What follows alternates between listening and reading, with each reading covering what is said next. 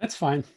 Okay, as I'm located in Switzerland, I want to start at the point, 7:30. So we have actually we have 5 attendees at YouTube in the streaming, but this will grow, I suppose. And I want to welcome you to this Stream Around the Clock conference. We need a change, organized by FORMWELTen-Institute and in cooperation with Lean-Base, the largest platform for lean and agile organization in Germany. And the title of this session is Climate Crisis and Green Energy, the Pressing Points of the UN Emission Gap Report. Before we start, just some very short and few words about the 2 presenters, which will be here moderating the session. First of all, there's Kristin. Maybe you can start saying some words about you. Thank you very much, Martin. Yes, my name is Kristin, and just a few words about my professional history. After working about 10 years as an executive search consultant, I realized that for me, it alone was no longer satisfying to accompany well-earning people into even better paid jobs. So I started my journey, which I'm still on. And the central realization in the following 10 years, now in the focus as coach, facilitator, and conscious business trainer, is that we should pay more attention of the effects of our thoughts and actions, even become as a mankind more conscious and act more sustainable. That is why I'm so happy to be Gitta's right-hand woman in organizational field and to contribute to the development of the FORMWELTen-Institute and to this conference in organization facilitation. Thank you. Thank you very much. Some words about me with my company, Participation Rocks. And as a Working Out Loud coach, I am supporting organizations to develop participatory learning and working settings. And I organize and conduct bar camps and interactive events. And I love to be able to participate in this event as well. So thanks a lot, Gitta, for inviting me. Thank you. Okay, before we start, just some little words about maybe it's a kind of a hidden agenda, because we have these 4 currents, which are actually able to participate or contribute to the changes we need. Ich rede gleich 10 Minuten, dann bitte nicht stören. But this will only happen or be sustainable if they talk to each other. So that's actually the point why why Gitta invited so many interesting people with the different backgrounds to bring them into a dialogue and to just have a look from all sides on the problems or on the challenges. And now, finally, and before we start with the conference and the first contributions, just some little words about FORMWELTen-Institute, who is organizing this conference. The aim of FORMWELTen-Institute is to promote specialized, renewing, innovative research projects and applications within and from the fields of humanities systems theory and scientific and mathematical theory of complex systems.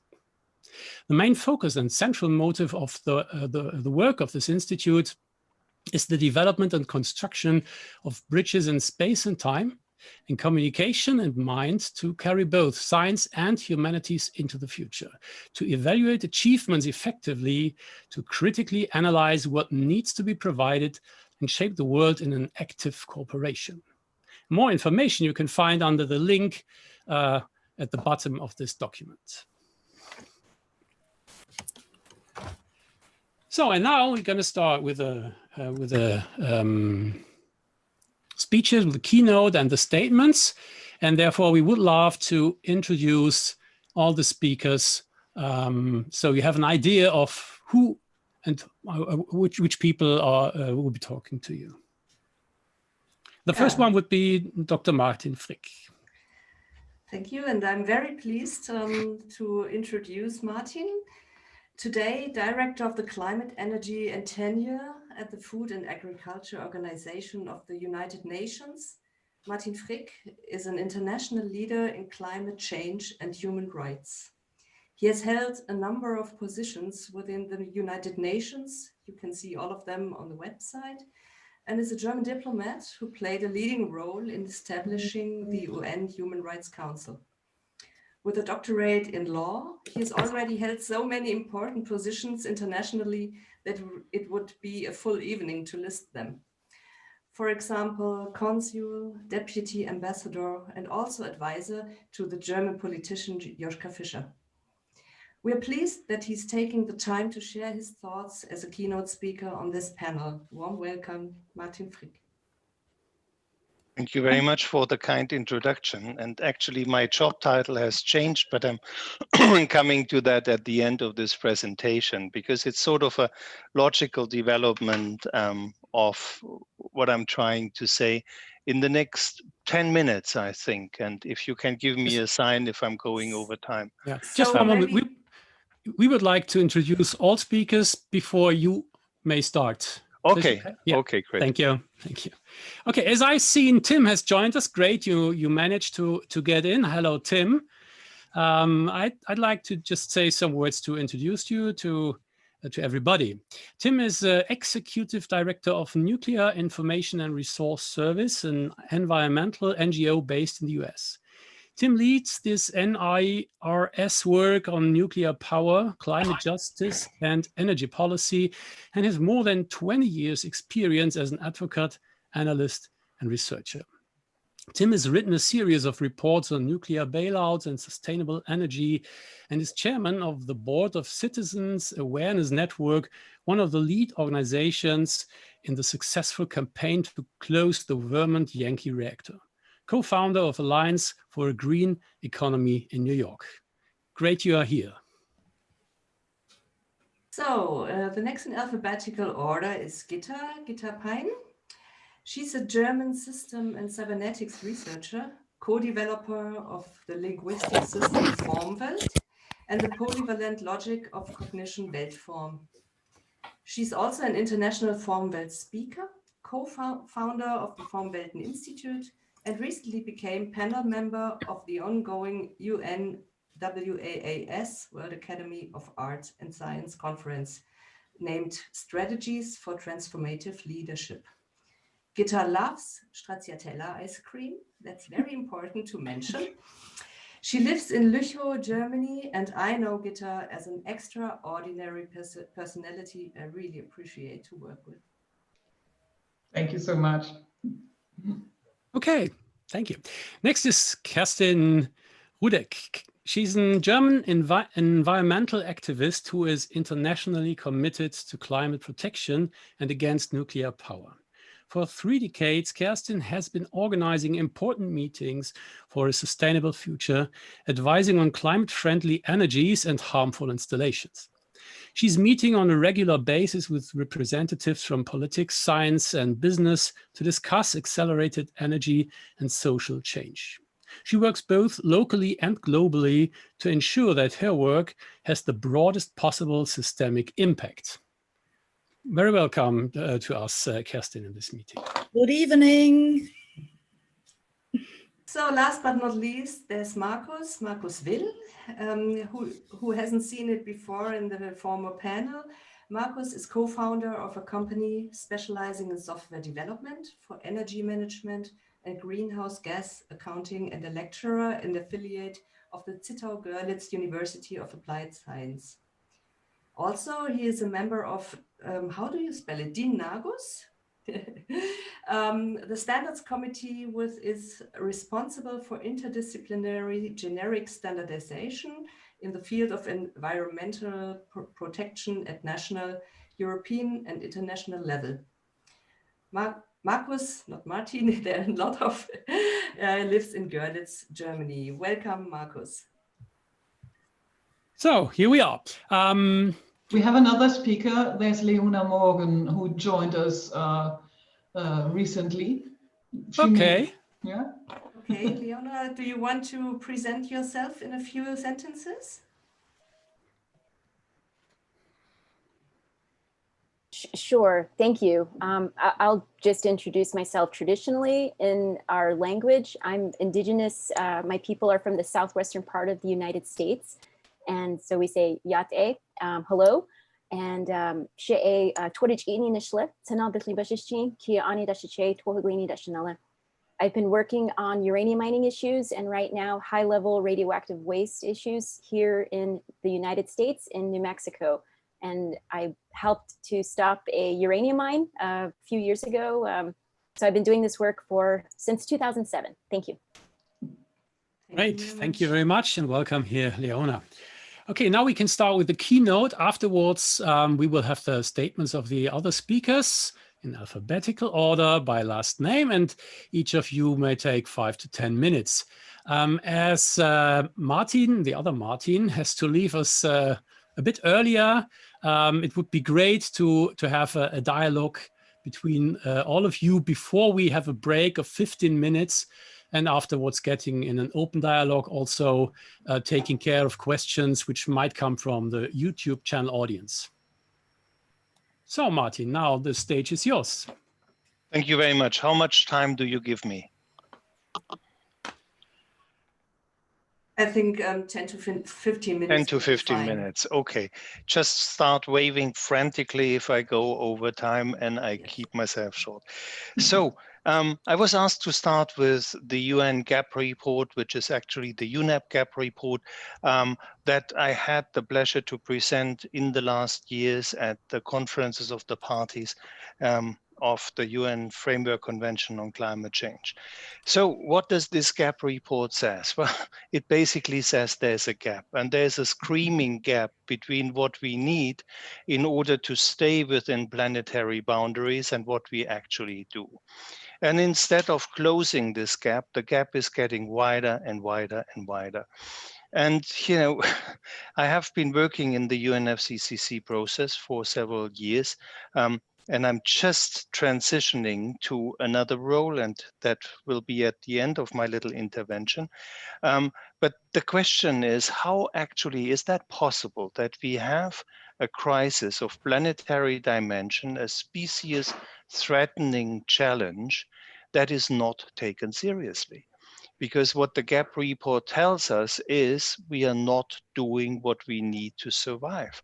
And that sounds so counterintuitive that it might be worthwhile going back in time a little bit, and I shall be short in recalling that. The UN has been founded to be a peacekeeping, peace-building entity. Out of the horrors of the Second World War, that was what the UN was all about. And as we know, with the Security Council and the Permanent Five and the veto right, all of the Cold War, that was basically also one of the deep frozen issues, because the Security Council couldn't really take decisions of broader significance because they were always vetoed from one end. In that situation, a new situation arose. And the new situation was that more and more it became clear that industrialization and also excessive use of fossil fuel led to an ever-increasing environmental crisis. It helped lifting people out of poverty. It helped incredible technological progress. But at the same time, more and more people got concerned about the environmental degradation. The first UN conference on environmental issues was 1972 in Stockholm. Things have been moving slowly, as it is with multilateral processes, but there was the landmark Brundtland Commission that was basically coming out in '86 defining sustainability as environmental, social, and economic sustainability. Now, as of today, 2020, I do have an issue with the word sustainability, because to sustain something means that the status quo that we are having is worth to be sustained. I very much like the narrative of planetary boundaries that was introduced by Johan Rockström in Nature. I think it was back in 2008 or 9. And that really just spells out the simple truth that we know at the latest from the Apollo 8 mission, if you look at our beautiful blue marble, that this is a closed system.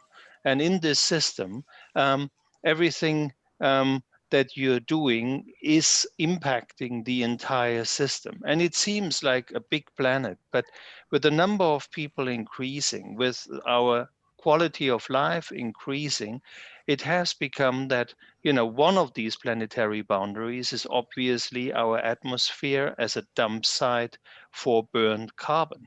So we have way too much carbon in the atmosphere, and we are lacking this carbon often on the ground. For example, in soils, where the content of organic carbon is one of the key determinants of a healthy soil.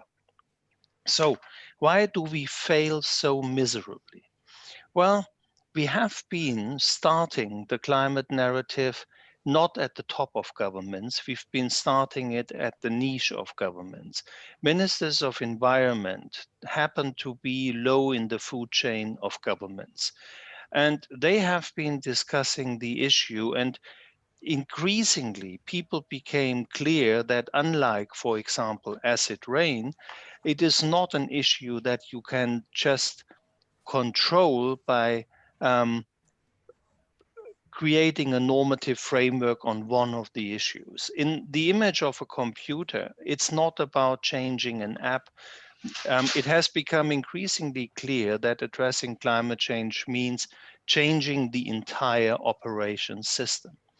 Now, people tend to have a certain inertia, and sometimes it makes me smile because the very idea for people to change our current operation system to something else seems like the wildest, far out idea. And people tend to forget that what we are having today is so recent. And, you know, I wouldn't consider myself a very old man, but I remember my home country, Germany, without a single plastic bottle, for example. I remember things basically being entirely recycled. And that was the way until something more flashy, more attractive, with a big advertising machine was basically introduced. What I'm trying to say is the first reason why we are not making headway on climate change is the idea and the narrative that addressing climate change would automatically mean losing your standard of life. And nobody wants that. Nobody wants to go back to a lesser standard of life. So I want to kick off this discussion on very few points. One is, I think we need a fundamental decision about what the good life is.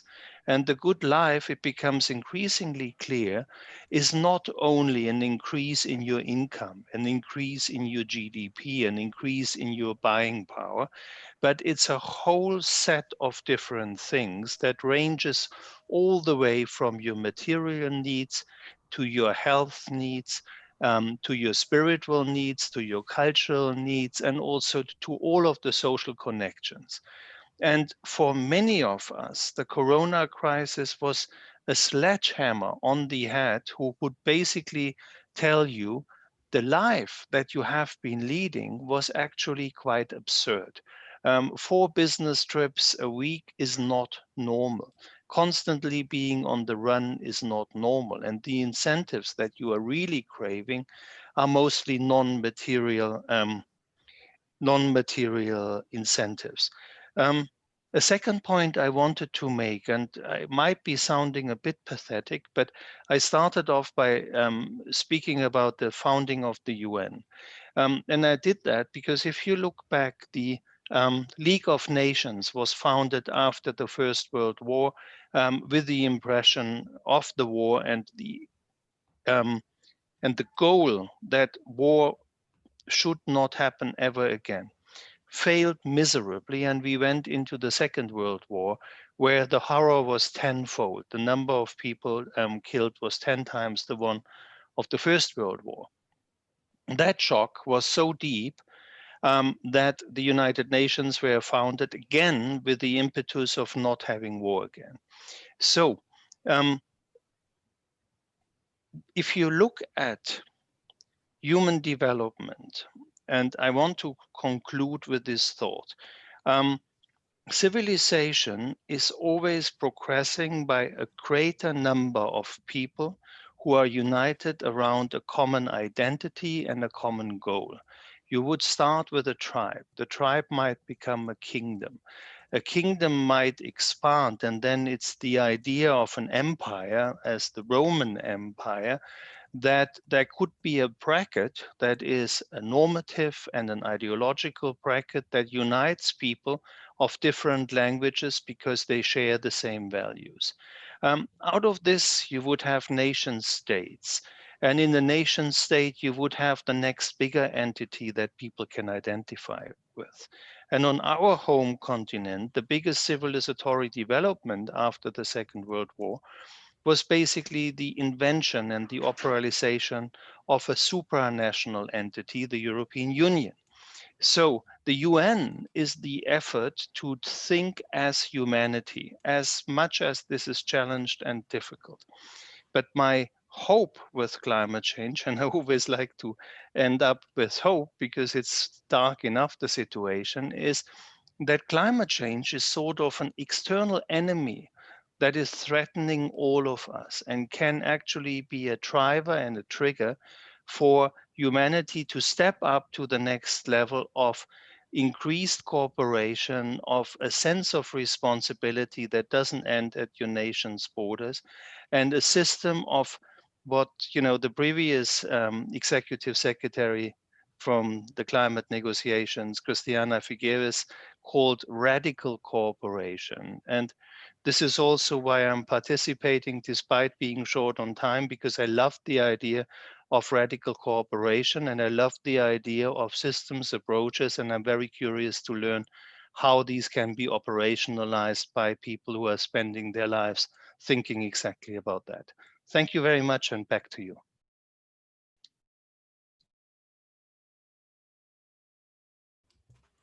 Thank you very much, Martin Frick. So I appreciate very much what you said, and I learned a lot sustainable to think about this word. Thank you. So who do we have to next in our alphabetical order, Martin? I think it's Tim Judson. Mm-hmm. Oh, yeah. Yes, Tim, please. Your statements to the ideas or thoughts of Martin shared with us, or to the issue, to the topic of this session. Yeah, well, so thank you for having me today. And I think to start off with, I should say that I fully appreciate the irony of myself as someone from the United States, coming to talk to people in Germany and Europe, about questions of sustainability and climate action and justice, given sort of the kind of things that are going on currently in my own country. But I think that we are actually having many of the same discussions and dialogues, within the U.S. as along the lines of what Martin laid out. And I think it's always interesting to me in the context of these exchanges, the different ways in which we use words. And I think to Martin's point about sustainability implying that we want to sustain what we already have or the current status quo, I think I actually sort of see the word sustainability in a very different way, to question whether the status quo is actually enabling a sustainable environment and a sustainable social system, for humanity. And I think that's what we are really challenged by, with the climate crisis, is the sustainability of our current way of life as people on the planet Earth. And so one of the perspective that I come to some of this discussion with, as someone who runs an environmental organization that is working for both for climate justice, but also for the phase out of nuclear power, is this question of can we only be concerned about one problem? And there's this constant pressure within the space of the climate debate to confine the sphere of our concern to one problem, as though climate change were just one problem. And so what we have seen happening in the U.S. and we've seen this happening internationally as well, is this push for, for the expediency of climate action to promote technologies that are also not environmentally sustainable. And in particular, nuclear power is being really promoted as though it were essential to solving the climate problem.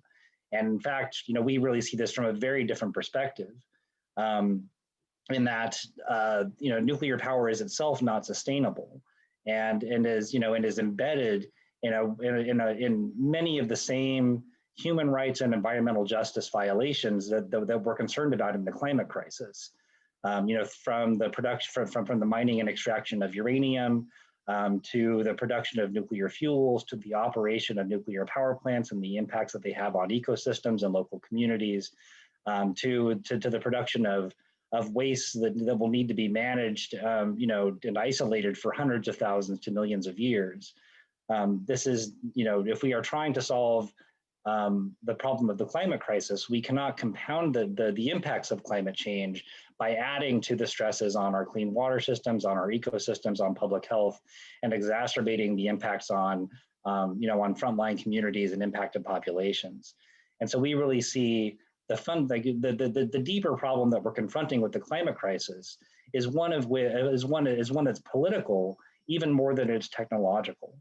And so with the control that the vested interests in our current economy and global energy systems have, we are talking about needing to do a complete economic and social transformation of our economies and of our energy systems to become sustainable, and to do that on a very rapid time frame.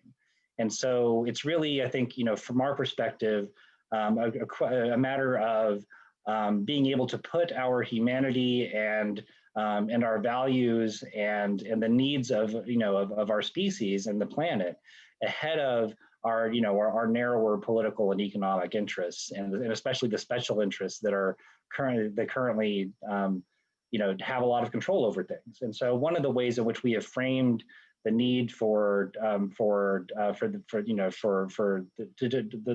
way we frame the need to direct our actions is with the notion of a just transition.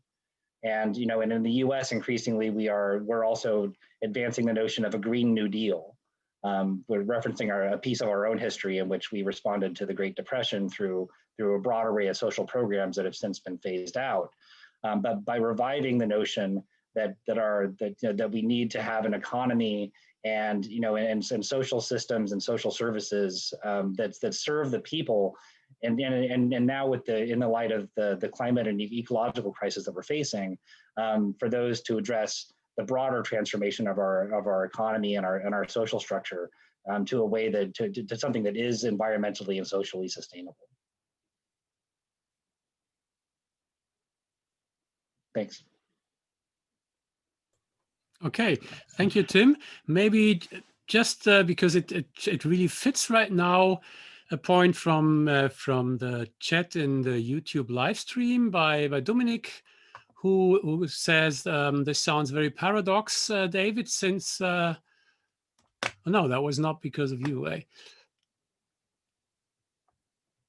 No, it's a different discussion. I think we could take it later on. Sorry for the confusion. Now let's hand it over to Gitta. Yes. Gitta, your statement. I think M is prior to P, so it's Leona now. Ah, okay. Because we didn't have German. her in the list. Sorry, Leona. We didn't want to ignore you. No problem at all. I just I think whatever my input is here, it's really limited to the work I'm doing right now. And I just want to, I think just following up with what Tim said, the concern that I have and the work that we're doing is really based on, in my communities out in the Southwest, we've been dealing with the legacy of uranium mining. And so the extraction of uranium to be used in nuclear power plants, predominantly it was for weapons, but right now with the global climate threat, we're hearing a lot of advocacy, not just from our two political parties in the United States, but all over the world. I've been attending the convening of parties with Tim and Kerstin, and this is one of the main points that we'd like to make, is that the Don't Nuke the Climate is the campaign that we unite under to inform not just nation states, but the general public that nuclear is not clean, it's not renewable, and it should not be used as a transition energy, and it should not be used at all. Right now, our communities in the Southwest United States, we have been dealing with the legacy of the mining, which contaminated our waters and has really impacted the health of our people. Right now, in not just the United States, but all over the world, uranium mining impacts indigenous peoples, mostly all over, from here to Canada, Australia, and other places in the world. Most of our communities, indigenous peoples, are still connected to our Mother Earth. And I know for my people, we still have our language intact. We're still doing our traditional ceremonies, and we depend on some of the resources for our cultural needs. And so specifically, one of the most, some of the most important places for our communities, for our different cultures, are considered sacred. So if you look at the picture behind Tim, I believe that's a picture of Mount Taylor. This is one of the sacred sites in New Mexico. This is a mountain that's sacred not just to my people, but to all the indigenous nations in the state. And it is a place where uranium has been mined and is always going to be targeted in the future for new mining, as is the Grand Canyon, which is a more well-known place, and other places like in the Black Hills. These are all sacred places to indigenous peoples. And so our concern for new nuclear power is not just about our human rights to protect our sources of drinking water, but as indigenous people, it's also a concern for our rights to just continue our culture and our way of life, and to have these sacred places and the integrity of them intact for future generations. Right now, with the I've been speaking a lot about uranium mining, but on my people's land, there's also been a lot of coal extraction. And right now there's a little bit of an oil boom with fracking around a place called Chaco Canyon. Chaco Canyon is a very old site that had a huge civilization about 900 to 1100 AD. And this is a place that's incredibly rich with cultural artifacts and resources, and it is also a sacred place, but it's being fracked, and some of the rock, you might call it rock art, but these are petroglyphs. They're etchings on the rocks at the site. From all of the drilling and the fracking, the earth is being disturbed. And so, as I was told, some of the rocks with these, the symbols of the different uses for these rocks, I can't go into detail about it, but they're in alignment with the universe, and at certain times of the year, they are situated in such a way that's just right to use as almost like a calendar, but they're being manipulated because of the disturbance from all of the extraction. And so these are permanent effects to some of the historical places that our indigenous peoples have used for centuries. And I wonder what will happen in the future if we continue to desecrate these places. And so, like I said, there was a lot of coal mining, and some of the areas, not just in my community, but in South Dakota, there is actually uranium in the coal. And so you have the cumulative impacts of when you're burning coal, you're also burning uranium, which results in radioactive releases.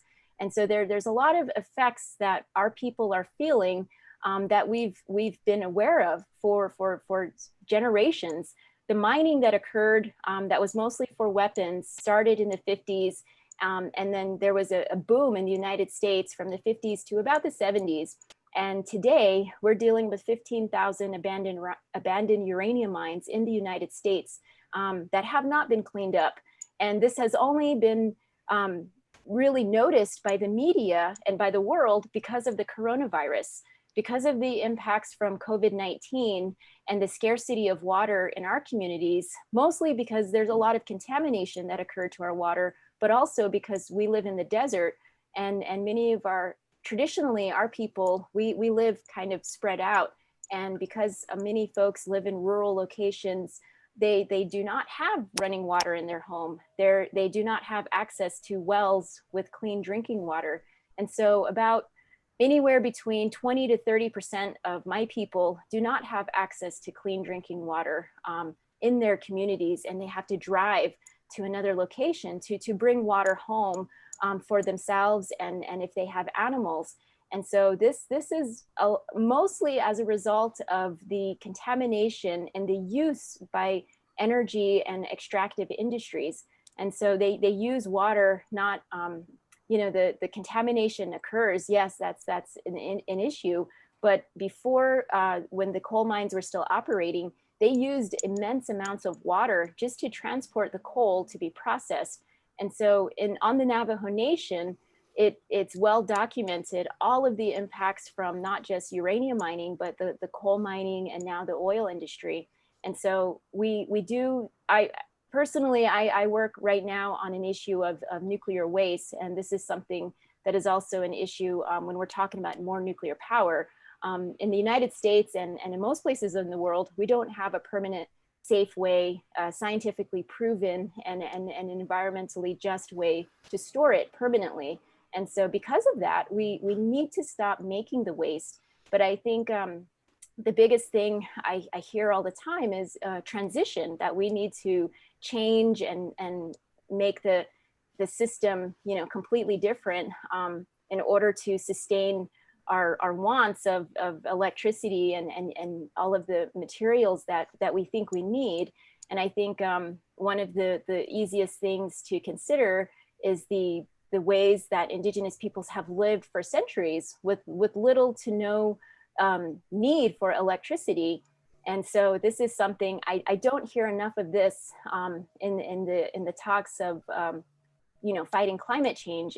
It's not just about efficiency, but also to reduce our consumption of energy as a whole, as a human population. Great so point. There. Thank you. Okay, I think maybe we can catch up some of the points in the later dialogue and conversation, but we would like to have a statement from all of you, and so I would love to hand over to Gitta. Thank you very much, Martin. And since Martin Frick is leaving us at 8:30, I will cut it short here and do my presentation afterwards later, because Martin already knows what we are working on. I just want to note that our approach is an approach from language and change and consciousness, because we believe, we think that mankind has lost momentum in the 70s, and we know about climate change since then, and we did next to nothing, even it got worse and worse. And we are wealthy people, and we did not engage in a more responsible way of educating children to become a responsible citizen.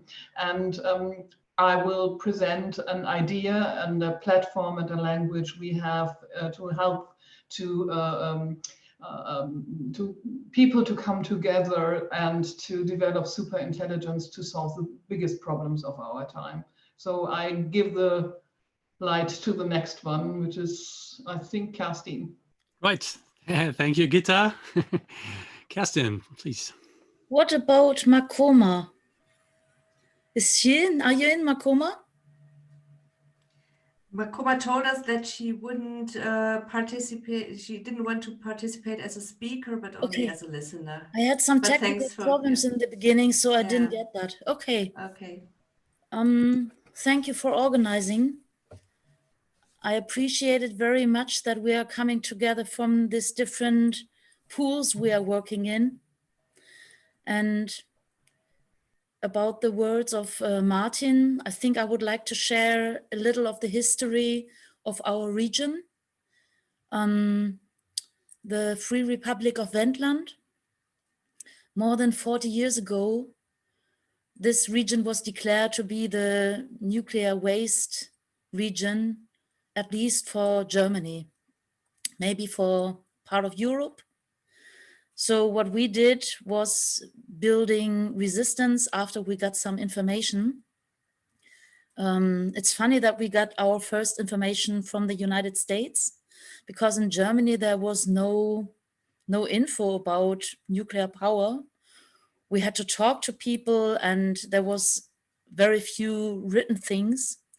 So a very good friend of mine who died, I think 2 years ago, Lilo Wolny, by the age of 39. So she has been in this resistance for all the decades. She had some children who moved to the United States and they sent some information. So that was the first infos we got, how dangerous it is and what is happening and what is planned by these nuclear power plants. And the most of the people here thought about it like, well, we don't agree. We don't agree. We think that we were chosen as a region because we have very few people living here. We have a lot of people who do not have work, not paid work, enough work, but not paid work. And it is our history that we have been next to the former border of the eastern part of Germany. So the DDR has built a similar place at Morsleben, what was on the east side. So our Lower Saxony government and the federal government decided, well, let's take Gorleben as the place to store our nuclear waste. At least they were planning even more. They were planning a reprocessing plant and a whole so-called nuclear center. So what we did is organize, inform the people, and we have made very good experiences with this. If people are getting the information to take their own decisions, our experience that they start to care, that it does make a difference to them how they are living, and not only how they are living in their region, but how the rest of the world is doing. And I think this is what we could do right now. And about the idea of Gitta presenting the FORMWELT idea, or not idea, it's a project for decades going on. I think this could help a lot, bringing people together, bringing ideas together. What we have reached until now is that Gorleben was the only place in Germany that was declared as a final storage. Because of the information of people and because of the resistance, we have a new law about final deposit for nuclear waste. It is not perfect. I have a lot of things I would have liked rather different, but it is a new law, and there is a new start of a search for a final deposit. So there are possibilities to build communities for political decisions. It's not easy, but it is possible. And I think we should do everything we can to stop climate change and to develop more climate justice. That's all for now. So Great, that was within the 5 minutes. Wonderful. Good example. And now to the last one, to Markus, please.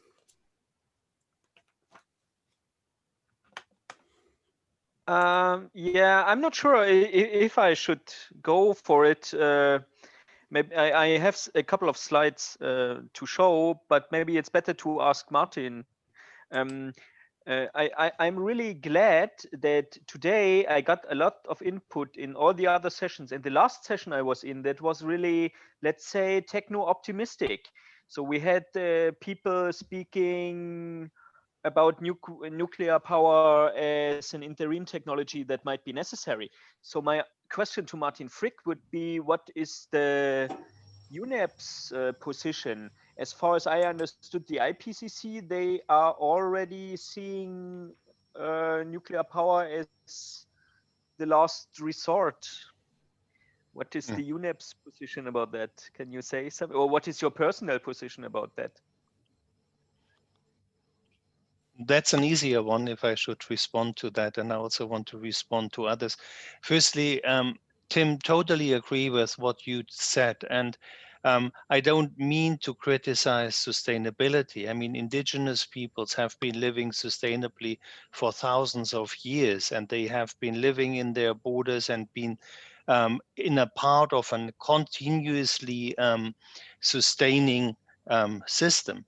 But globally seen, we are losing currently by land degradation 3 times the size of Switzerland every single year. That is not sustainable. And, you know, to lock a status in which more than 50% of the world's arable land is degraded doesn't make sense. So in these areas, we need to move from sustaining to restoring, to repairing. And I actually personally believe that repairing the damage of the last decades is maybe the biggest job engine in the 21st century. Then I was very, very happy to hear from the indigenous community about the cultural dimension of that. I've seen in my own country a craving for everything modern, a destruction of cultural heritage that is also destroying souls, and that is destroying identity, and is also one of the drivers that people are feeling so lost, and we have massive endemic issues of depression and so on, because people are losing their cultural roots, and you cannot overestimate that. Now, what you said, UNEP's position, my position, the UN doesn't have a position on nuclear. The UN is a meeting ground of sovereign states, and this is hotly debated. I mean, 10 years ago and still now, there is a discussion and saying, okay, we need a bridge technology to go into renewables, and that bridge technology is gas, and therefore fracking is a good thing. No, it is not. It is destroying groundwater, it is destroying cultural heritage, and it basically ruins areas of land for the profits of people who are not living on this land. So I'm always having a big red alarm sign if somebody's talking to me about bridge technologies, because we don't need them. We have technology today available, safe, scalable, that gives us enough energy than we need. And even if in 20 or 30 years a solar installation is outdated or a wind turbine is outdated, you just basically with a wind turbine, you lose 6 bolts and you replace the whole thing. And the only lasting heritage where you need a jackhammer to get rid of it is the concrete foundation.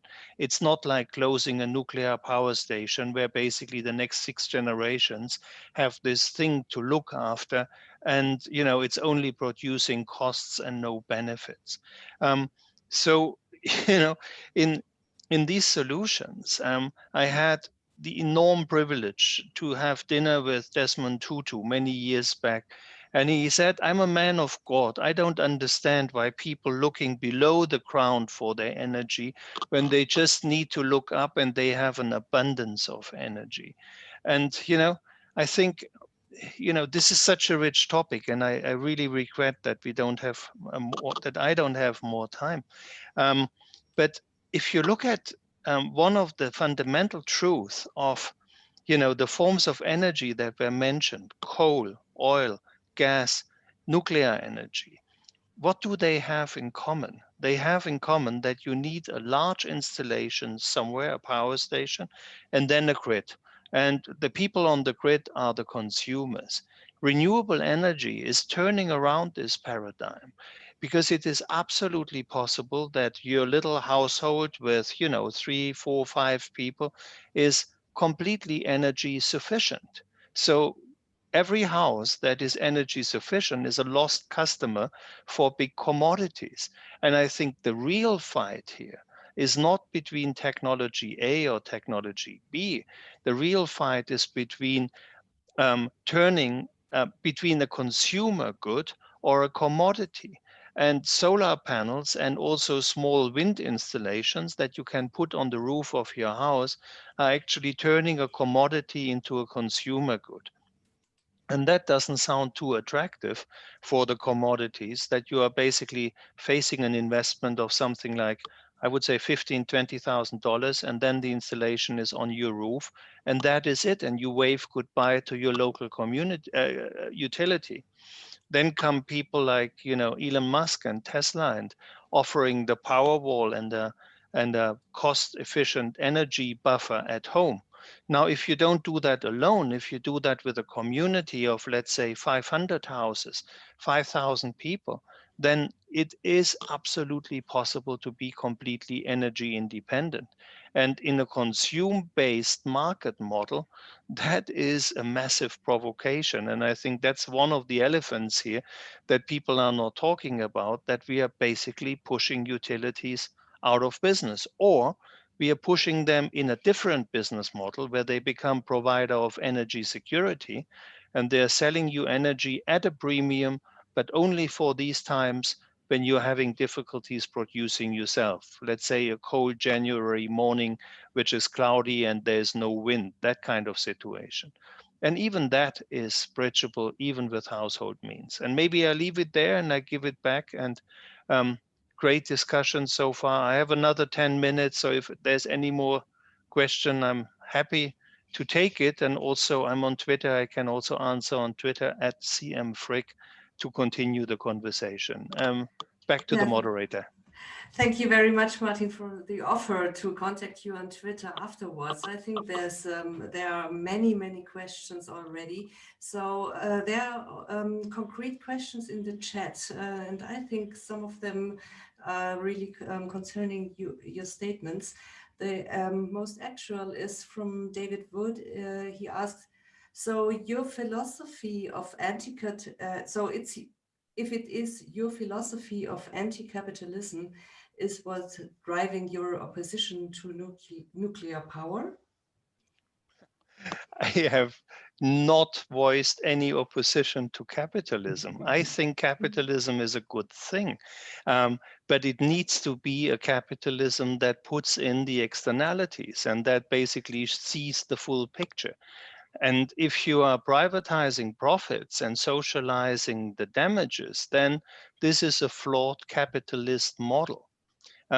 Also, in terms of nuclear, I mean, if it's based on a mining system, and we have heard the side effects of uranium, terrible thing. I mean, at the same time, we are dealing with massive amounts of nuclear waste. So if there is a possibility to work with that, but I'm not an expert in nuclear energy. So, and I'm always very skeptical about one size fits all sorts of solutions. So, but what I do believe is that we need societal debates about that, and we need these open debates, and we need them on a citizen level, because too often it is not, and it's just maybe a choice you might or might not take when you're signing your next energy delivery contract.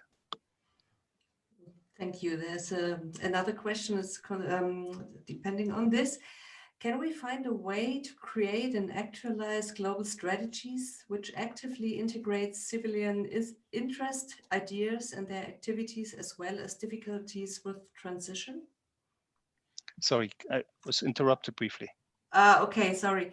Dominic asks, can we find a way to create and actualize global strategies which actively integrate civilian interest, ideas, and their activities, as well as difficulties with transition? I'm trying to do exactly that. I promised to share my new job, and I didn't so far. Fast forward, I think one of the absolute massive pieces of our environmental disaster and the planetary emergency we are facing is our food system, which is basically producing 30% of waste, which is making people sick, which makes communities suffer. And if you look at the current corona crisis, it's the worst paid people in our food systems, like fruit pickers or meat processors, who are suffering most. And so I'm currently working as deputy for the Food System Summit that will take place in autumn next year under the auspices of the Secretary General of the UN. And we are trying, by bringing food systems dialogues to every single country and encouraging people to organize their own food systems dialogues in a sort of open franchise model, which is of course free of charge, to bring exactly this conversation and the empowerment of grassroots to a UN summit. And I very much hope that A, that works, and B, it's becoming a model for other UN engagement, because in climate change, I'm also fully convinced that it needs to leave the conference room, and it needs to be something which is becoming an all of society conversation. And the UN's future in that, I believe, is in something I would call inclusive multilateralism, which is not only a discussion between diplomats and representatives of sovereign countries, but really an effort to tie in all of society. What I understand is that you propose to think bright and inclusive and holistic, and you already put many thoughts. What other questions said as well. For example, how can we put our understanding about past and ongoing damage into formulations which allow mission-like, collaborative, goal-directed solution attempts? Okay, I'm sorry, I'm being called now into another meeting, so I have to jump out. There's a bit of a fire to trample out. Thank you so much for joining us. Thank you very much indeed, and I hope we can continue the conversation very soon. Thank you for your time, Martin. Thank you. Bye. Bye. So, Gitta, maybe you want to continue your thoughts now. Me or Markus? Markus, you gave your time to Martin. Will you? I can. And then I will do my part after that, and then we can have a short break. Yes. Okay. Yes. Perfectly. Thank you.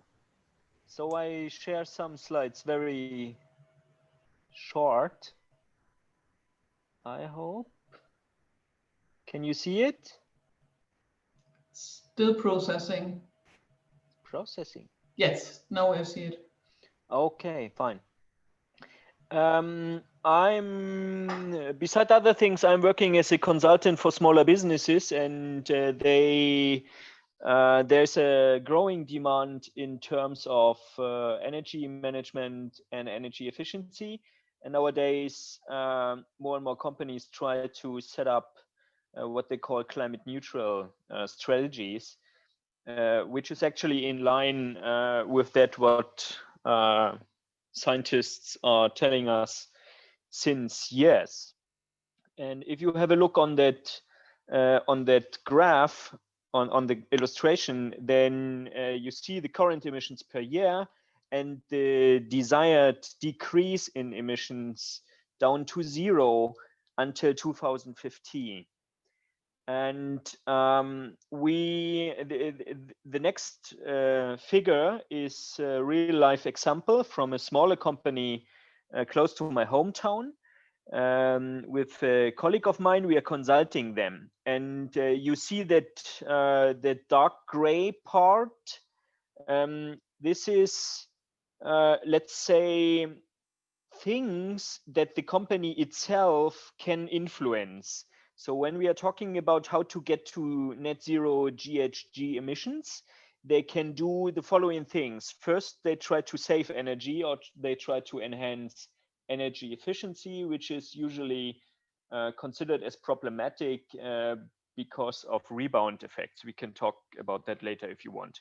The next strategy they can choose is fuel switch. So we are switching to natural gas or to biogas or to green electricity. Or we try to change the fuels used in transport. So this would mean bio-based fuels or hydrogen or batteries. But if they do that, and we calculated like a sort of a strategy until 2030, they are not able to reduce their own emissions caused by their activities in a larger extent. So what is left is the big green part of that graphic. So they can actually do what they want, but they will not go down to zero emission in terms of greenhouse gases. So what we rely on is two things. The first thing is external technological progress.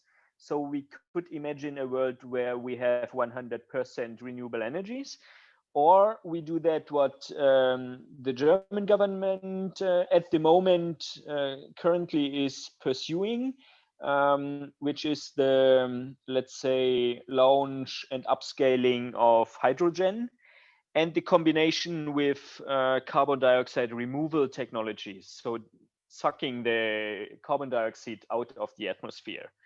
And I put it in brackets, but of course, nuclear and fusion are other technological solutions. And the other strategy would be compensating by buying offsets, verified emission reductions, which is some sort of accounting technology. And you pay for it, get a certificate, and somewhere else in the world, projects are financed, which may save GHGs. I found that picture, that illustration, very impressive, because when we take it serious with climate change, then we need to do something. And as far as I understood it, there are some technical limits to renewable energy systems, and more, in my understanding, nuclear is described as a solution, as sort of interim technology. But of course, what we have to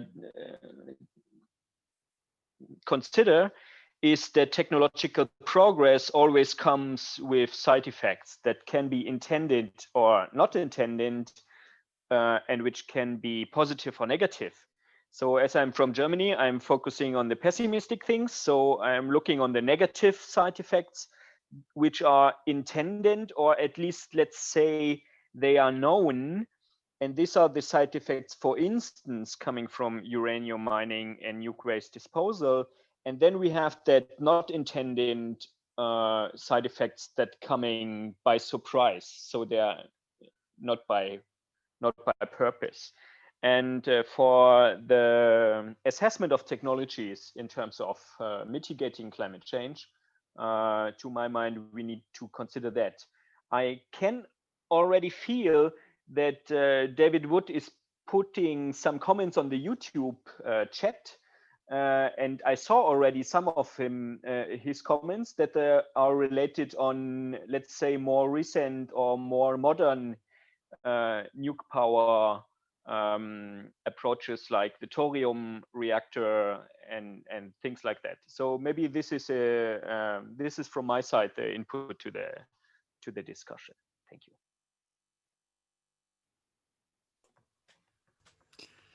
Yes, and David Wood already commented, it's a useful picture, Markus.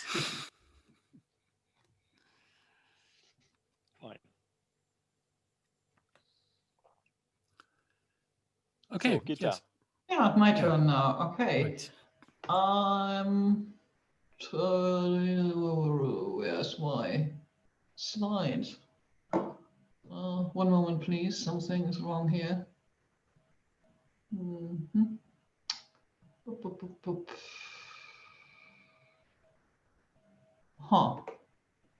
There it is. Okay. I like to address the problem of climate change as a problem related to a lot of other problems we are facing right now, like concentration on user friendliness in technology, ideologization as a reaction of people to complexity, mass migration not only as a reaction to climate change, but also to resource exploitation. We have to deal with increasing nationalism, racism, etc. You have a broader look on the wicked problems we are dealing with right now, starting with poverty. I already talked about this in the first conference we had today, but I want to give this a little twitch to the problems we are facing in context of climate change. We have thought about this for many, many years. In the 70s, I read an article in Geo, that's a German magazine, that climate change is coming with devastating aspects. And our idea was to build something that helped people actually to connect, to communicate with more deep, and to learn to become more self-aware and self-emancipated without being drawn to ideological impulses. So we started to create a new language, thinking about keywords like next society and reality emulation as the world where we, for the first time in the history of mankind, are creating reality together with machines in a way we partly can't even decide what is a machine and what is a human being on the social media, for example. And we thought that we have the problem that with vagueness of natural language, people can not only communicate with higher clarity and solve problems together, they are also being often not clear in themselves and have problems to talk about what they really care about. And people who do not know how to how to make themselves clear can be easier be manipulated. In context of this race of new complexity, we need a language that can answer this increasing complexity in the world, and we are in desperate need for conscious redesign of cognitive functions and processes to address the challenges we are facing right now. We are in a need for conscious, precise, and complex communication to solve the problems. Vagueness of natural language, it is necessary for creative functions, but vagueness of language can hinder emergence processes in cognition and communication. Emergence of science, for example, quantum physics and theory of relativity need precision. Ordinary language lacks precision, and when people cannot communicate with higher precision and at the same time face higher complexity, they tend to rigid structures of thought and communication. And vagueness of language can hinder also emergence of humanities, as, for example, our constructivism and systems theory, and vagueness of language can hinder communication with and development of artificial intelligence. For example, here we have it, thinking about climate change, thinking about nuclear, the problems coming with ordinary nuclear power, the problems coming with waste and plastic and so on. Our language mostly and education mostly leads to people who tend to reduce the complexity of the world to only one dimension. Here's an example I created. For example, how we can have a view on ideology and mostly when people talk about ideology, they're talking about I'm left and I'm right, and that's almost it. There's no differentiation. There's no thought about the differentiated perspective of the other, and there's no thought about the worth of pluralizing or singularizing in both ways. There's a lack of differentiation and dimensioning that comes from vagueness of language, and that comes from an education that does not consider that we have entered a completely new world where we need new solutions to the problems we face.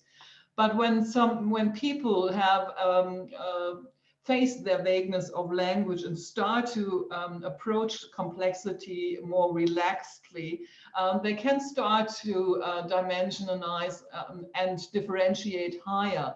They can, for example, think about worldview and ideology in context of another dimension, complex and reductionistic. Please remember this is just an example for what can happen when people learn to manage complexity in another way by a language that helps them to do so. And if you think about this longer, you can put more and more dimensions on the way you view on problems, and not only one, because people who only can reduce complexity on one dimension, they have the problem that they are always in conflict with people living and talking about another dimension they cannot relate to.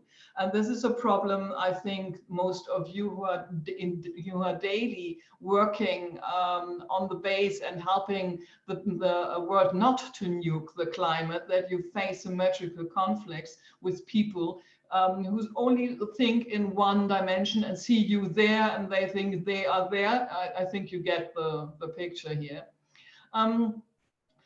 We thought about language and creating another language system that afflicts all of these possible applications, because language is the foundation of almost everything. Okay, we can talk about consciousness and feeling, etc., but that is something the individual has to do. When we want to really change the world, we have to change the way we think and act together, and that is what we are doing via language. So a change language system and a change is leading to a change consciousness system would help with all these applications, as in business, value determination, communication and diplomatic solutions, translation, education, and very, very important here, these two, self-emancipation and thinking and intelligence.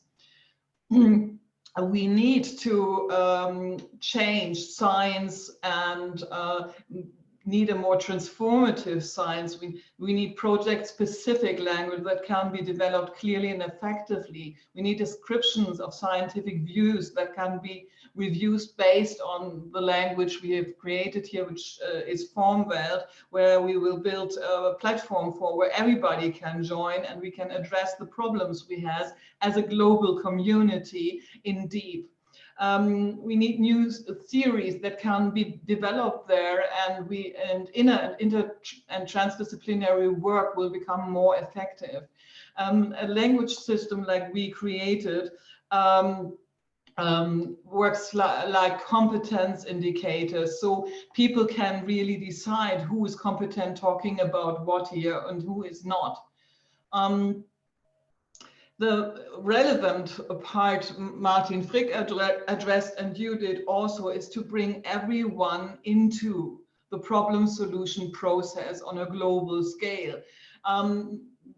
Often alienated are people who are dyslexic, autistic people, children, mentally challenged people, people recuperating from stroke, functional illiterates, etc.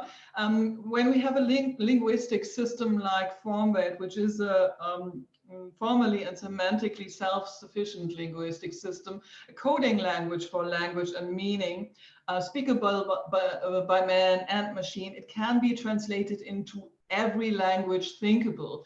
So we are not dependent any longer on verbal language alone. We can translate from one language, sign language, language in sound and vision and light, etc., without any loss in translation.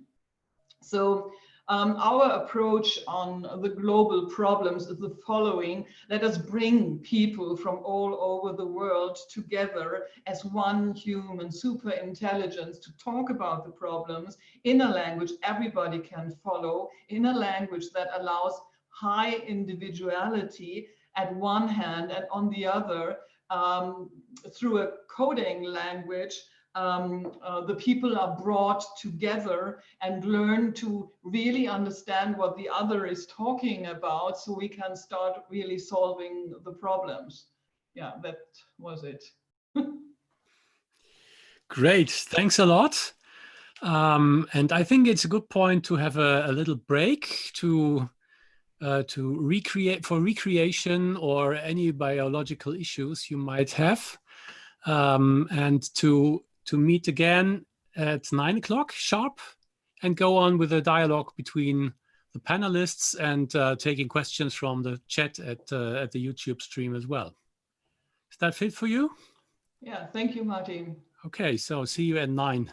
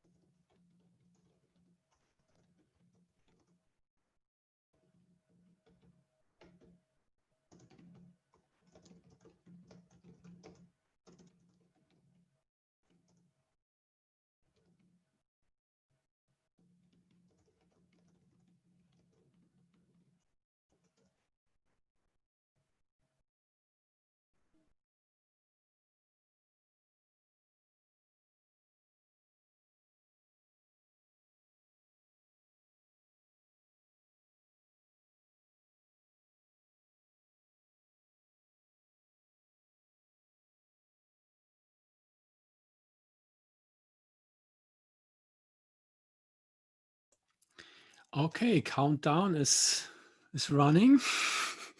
If you want to start just in time, just a few seconds left. Okay.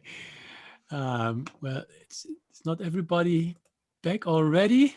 I hope we will have no losses during the short break. But maybe just starting with those who already returned with a question, if you, or the invitation to share what came to your mind after this first part of the session during this break now. Some thoughts, some points you missed or you would like to bring into the discussion. And whoever wants to start, just start. I suggest that we start with Tim because he has to leave us earlier. Yes, that's right. Great. Thank you. Okay, well, thanks.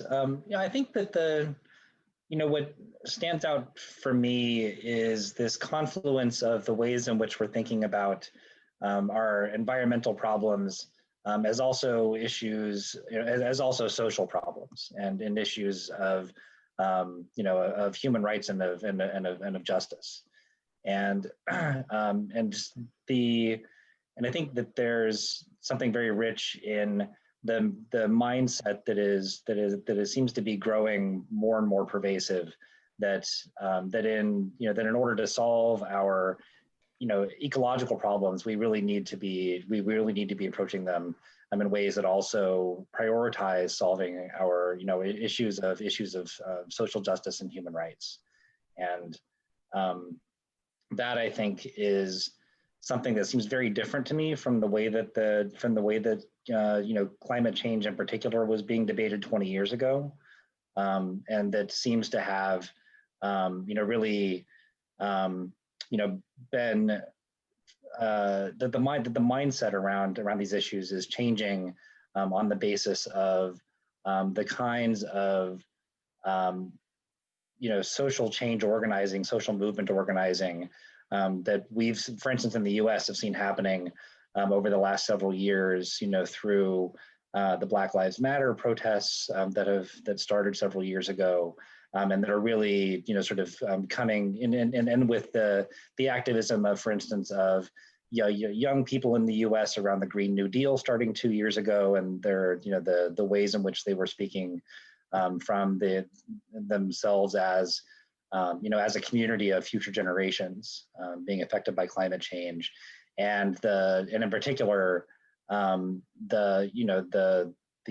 confluence of indigenous rights issues and and energy and human rights issues with the Dakota Access Pipeline protests and the Keystone XL pipeline protests. There's this way in which the dimension of human rights organizing around environmental issues, I think, is really changing our global mindset in ways that I think are much more hopeful than, for instance, I would have thought about them 20 years ago.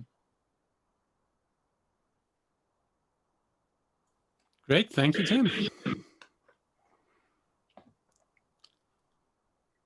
Yeah, I totally agree. So I step in here. So the awkward silence moment. Yes, Tim, I totally agree. That was our initial thought either. And I think we all saw this coming. And I really would like to hear a little bit more of the problems you are facing while working directly on the base, because I think there you are really, as I said earlier, confronted with hate, with conflict, etc., while you're at the same time trying to help humanity as a whole. So if you like to talk about that a little bit more. Sure. Well, I think that there's there's a real accounting going on in the U.S. right now around issues of racial justice. I mean, you see it in the protests, but what you might not see is how it's being played out at the level of organizations and communities. for instance, there's been this very active conversation going on among environmental organizations in the last few months about the racism that exists within our communities and within our organizations, and structural racism in terms of both the composition of the racial composition of the staffs of organizations, but also the internal cultures within organizations that still marginalize Black, Indigenous, and people of color within organizations, and that have really made it difficult for Black, Indigenous, and people of color to be active participants active participants within organizations that have a lot of influence politically, because they're large organizations with that represent a certain issue or constituency. And there's been some very notable examples of people speaking out about these problems within organizations, and calling upon leadership of organizations to not just issue a statement in support of racial justice in the U.S., but to actively change their own organizations to practice racial justice and equity in ways that are that I would have never imagined happening even a year ago. That there's and it's yet to be seen whether that level of change is going to actually take shape, but the commitments that largely white organizations in the U.S. are making to those issues are not going to be ones that they're going to easily be able to abandon at this point. And so I think that there is this cultural shift going on in the U.S. That isn't that I'm not naive enough to be to think that is going to transform is going to end racism in the next year or 2 years or whatever, but that I think that it is evidence of a shift that's needed for long-term progress on these issues. So what you're basically saying is that climate change, the problems that cause climate change, are basically racist.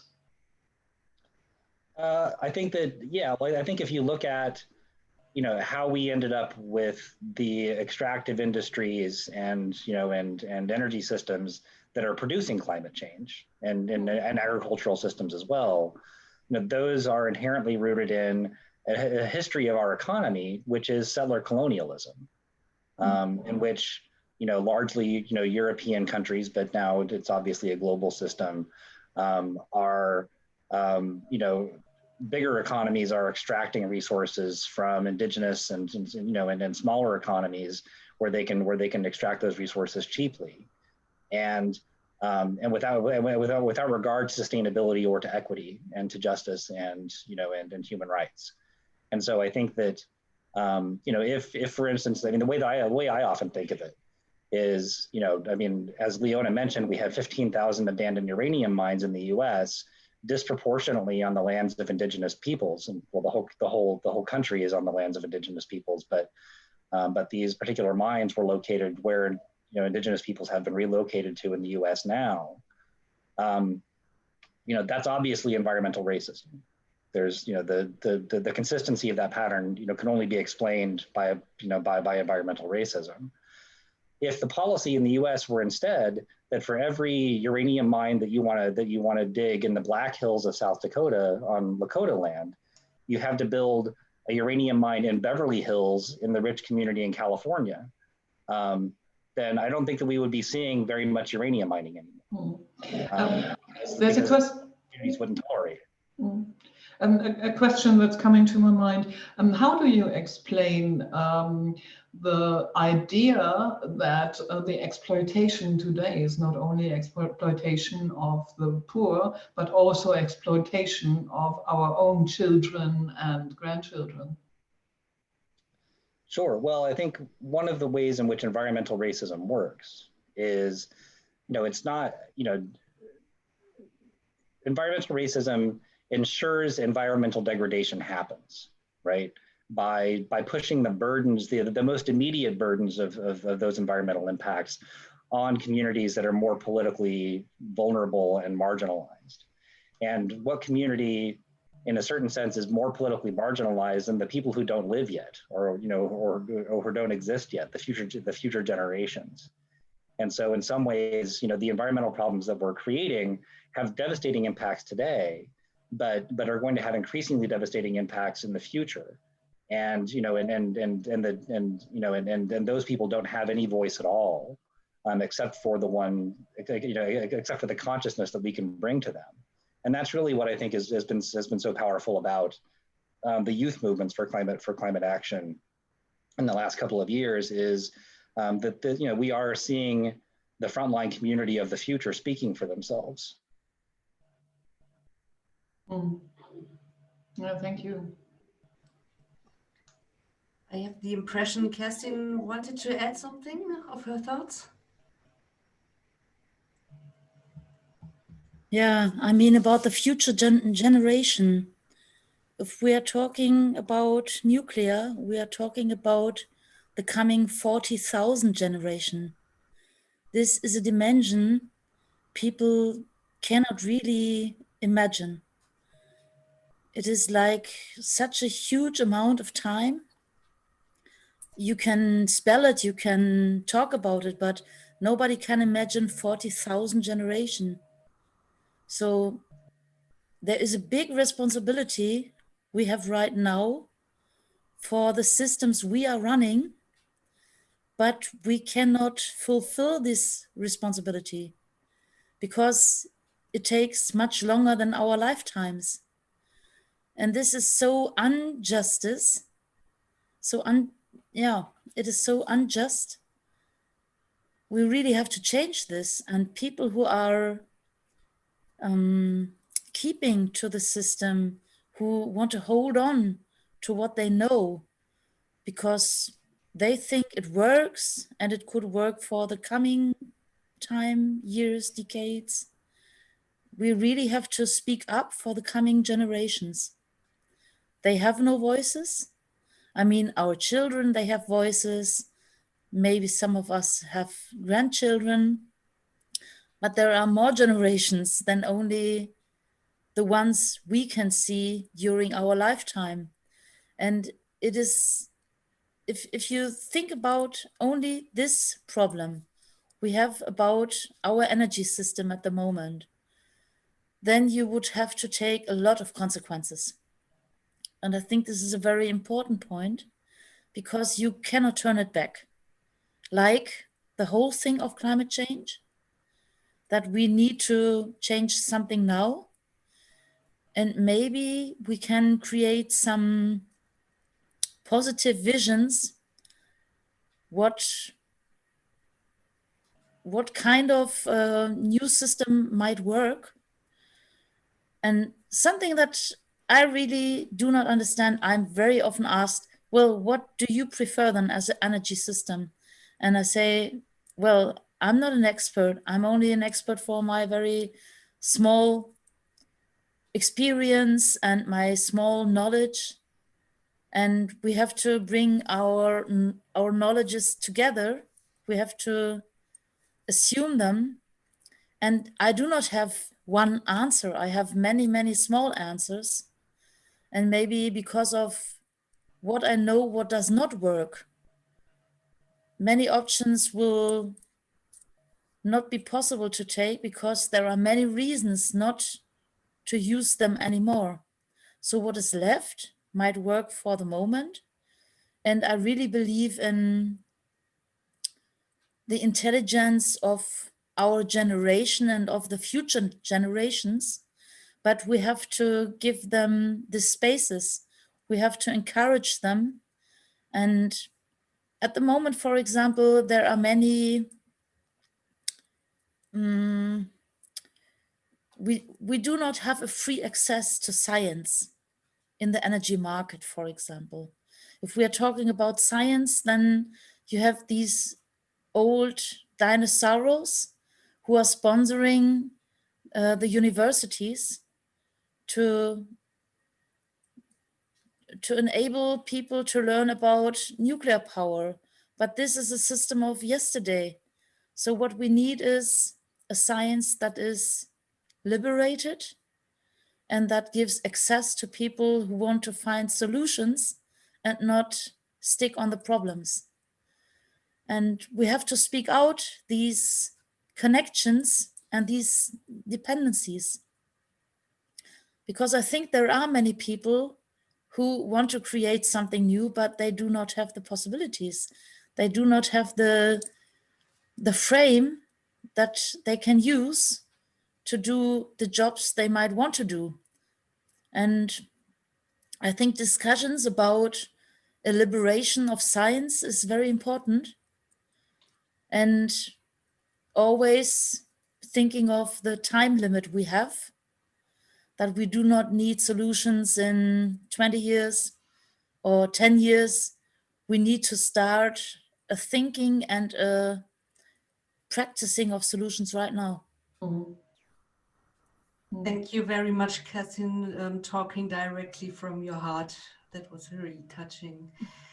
So maybe, Markus, you're just without a video, but you're still there? Yes, I'm here. Maybe you can, as a lecturer, take some thoughts on what Kerstin said? Well, yeah, I think, no, it's complicated. I don't share the opinion that science is not free in Europe, let's say, but I understand the point. But I think in the statement is too strong for me, so I would not follow that in particular. Regarding the consideration of nuclear power as an old technology, I think you are right, and I don't think so. When it comes to nuclear energy, for me, it's pretty easy. It's not a sustainable technology. Maybe it would help to reduce GHG emissions, but as I tried to show, there are that side effects that lead to a situation where we have a technological fix for one problem, let's say GHG emissions, and on the other hand, we create other new problems that we then again have to solve with technologies. And this, to my mind, is not a very clever way to guide innovations. On the other hand, when we follow the inputs that came before, I get the impression that for every energy carrier or for every energy source, I can find some sort of negative side effects. And when I have this for every energy carrier, then this would mean that we should not use any energy at all, which is also not feasible. So I really like the discussions in that session and the sessions before. And I would like to ask Gitta how to solve that kind of problem by means of communication.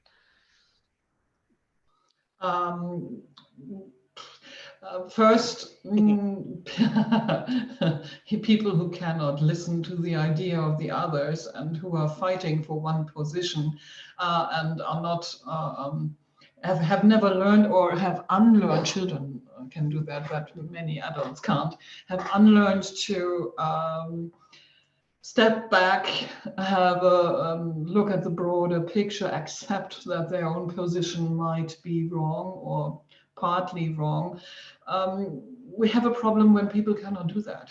As you said, with energy, when we start looking at the negative effects of energy, we find negative effects almost on every energy we are the way we are producing energy. That is something many people don't wish to hear, because they fear that the moment you say something broad like that, they lose their own position. And from a perspective of communication, I would first implement a system, a platform whatsoever that allows people to be wrong.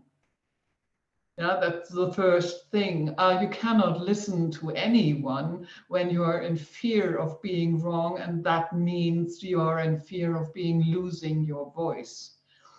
Losing your voice is, as I listened to Tim and listened to Leona, Kerstin, and Martin and you, is a fundamental problem when it comes to climate change.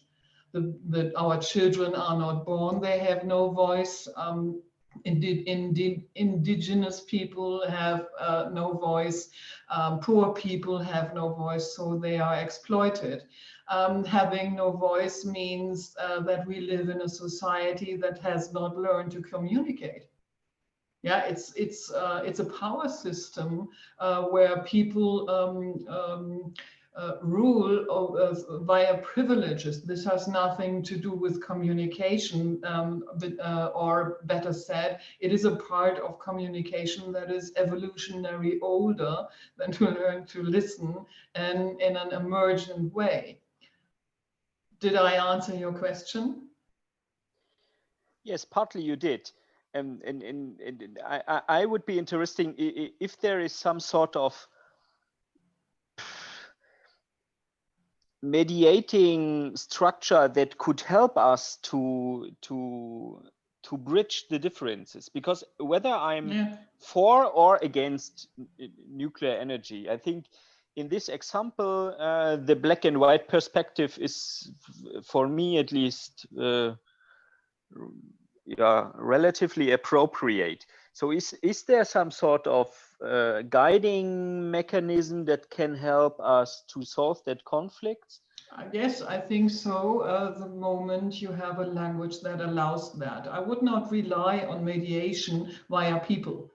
If you do that, in the end, you land at mediation as a new form of ideology. We can see that in coaching. We can see that in organizations. It is happening there. That's not the best way. I think we need to find a neutral platform that allows conflict and that allows collaboration and cooperation at the same time, by not delivering structures from the very beginning that foster symmetrical conflicts.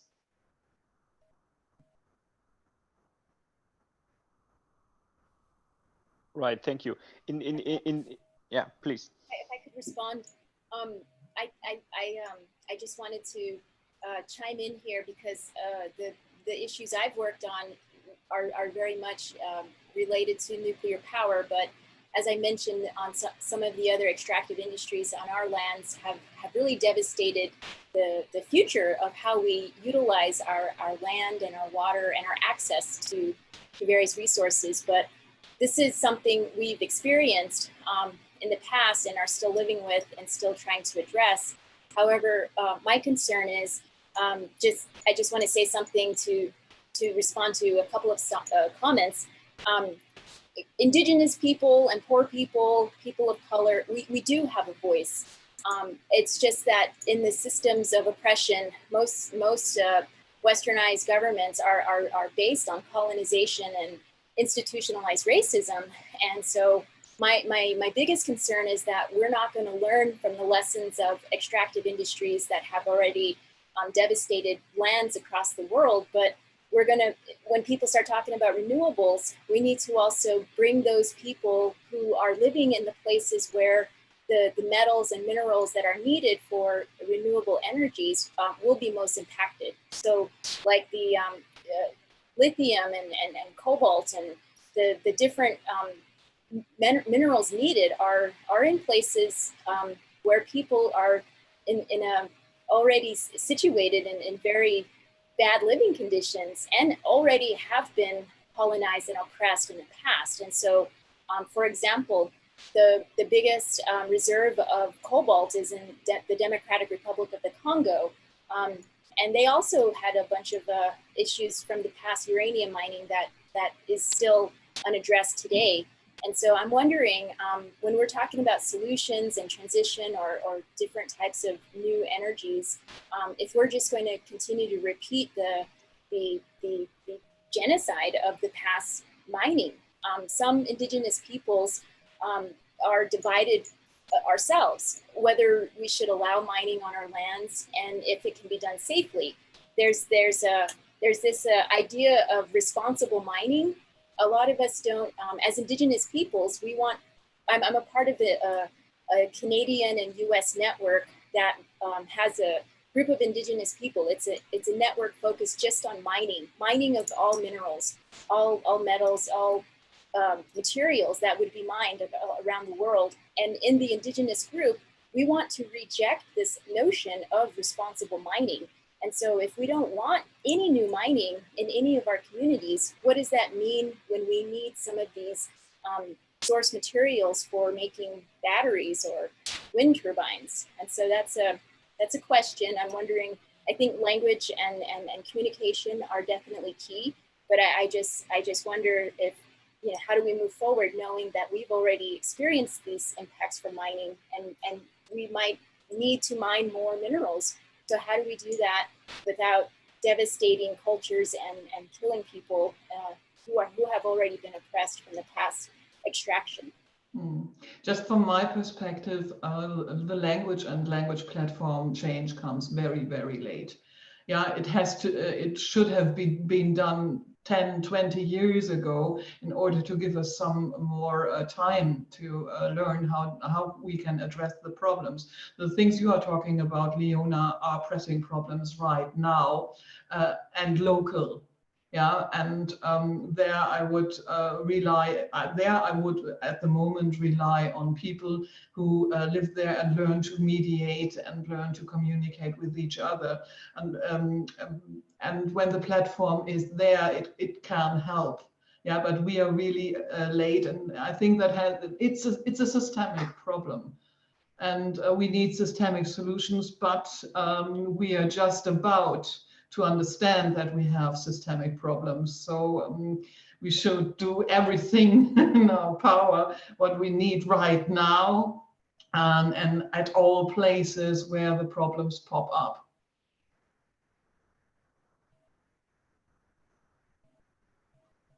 What I'm interested in, Markus, when the people talk about local problems, and you showed your sheets, what can people do?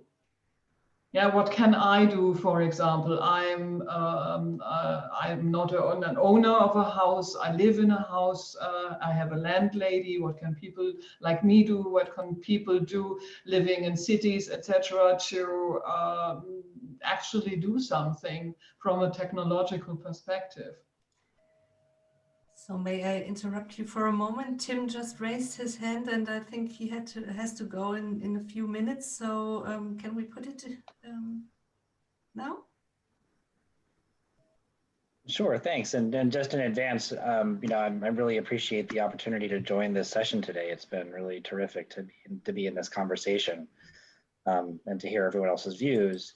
I wanted to pick up on something that Leona was raising, which is this question of, how do we practice, our value of human rights in relationship to the operation of our economy going forward, even if it's to be a green economy. And I don't think there's an easy answer to this question. I think that this is something that we really need to grapple with in a deep way, and it's important to be talking about it now. But I also think that when this topic comes up, it takes me back to a conversation that was being had 20 years ago, when in the U.S. And I believe in other parts of the world, there was a great amount of concern about economic globalization and free trade, and free trade agreements and the global institutions that manage the economy. And in the U.S., we were protesting against the World Trade Organization and and free trade negotiations that were happening, and trying to reframe that debate, as one in which we were promoting fair trade, not free trade, and that in negotiating economic arrangements between nations and between peoples, that we needed to be doing that in a way that prioritizes human rights and workers' rights and the environment, over over profit and and resource extraction and those types of economic arrangements, and that prioritizes the freedom of people over the freedom of capital, in a way that it's very easy for money and for capital to cross borders, but extremely difficult for people to cross borders, and especially for human rights to sort of human rights enforcement to cross borders. And this is something that I think we really need to be, when we talk about the just transition to a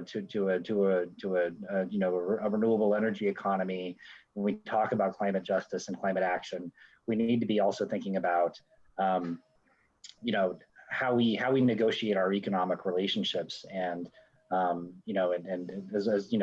basing those in human rights and and workers' rights and the environment. So with that, I have to depart for my other meeting, but thank you very much. Thank you very much for joining us. Have a nice evening. Bye, Tim. So there was just a question in the chat from David Wood again. He asked, is it true that the coal plants produce more radiation than nuclear power plants? Is there anybody who can answer this or tell his thoughts about? I can just respond. I'm not an expert at all on coal, but I think it depends where the coal comes from. So it's wherever, I wouldn't imagine the lignite would have very much uranium in it compared to the uranium that, compared to the coal from the Bakken Shale region of South Dakota in the United States, that there's been a lot of documentation of uranium in the coal from that region, as well as maybe not so much from the Navajo Nation, but I think it depends where the coal is sourced and how close it is to uranium oring uranium bearing or earth, if that makes sense. Thanks.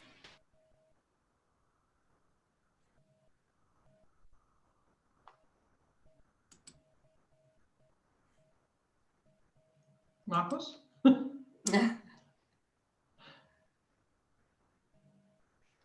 Markus, you want to add something or share your thoughts?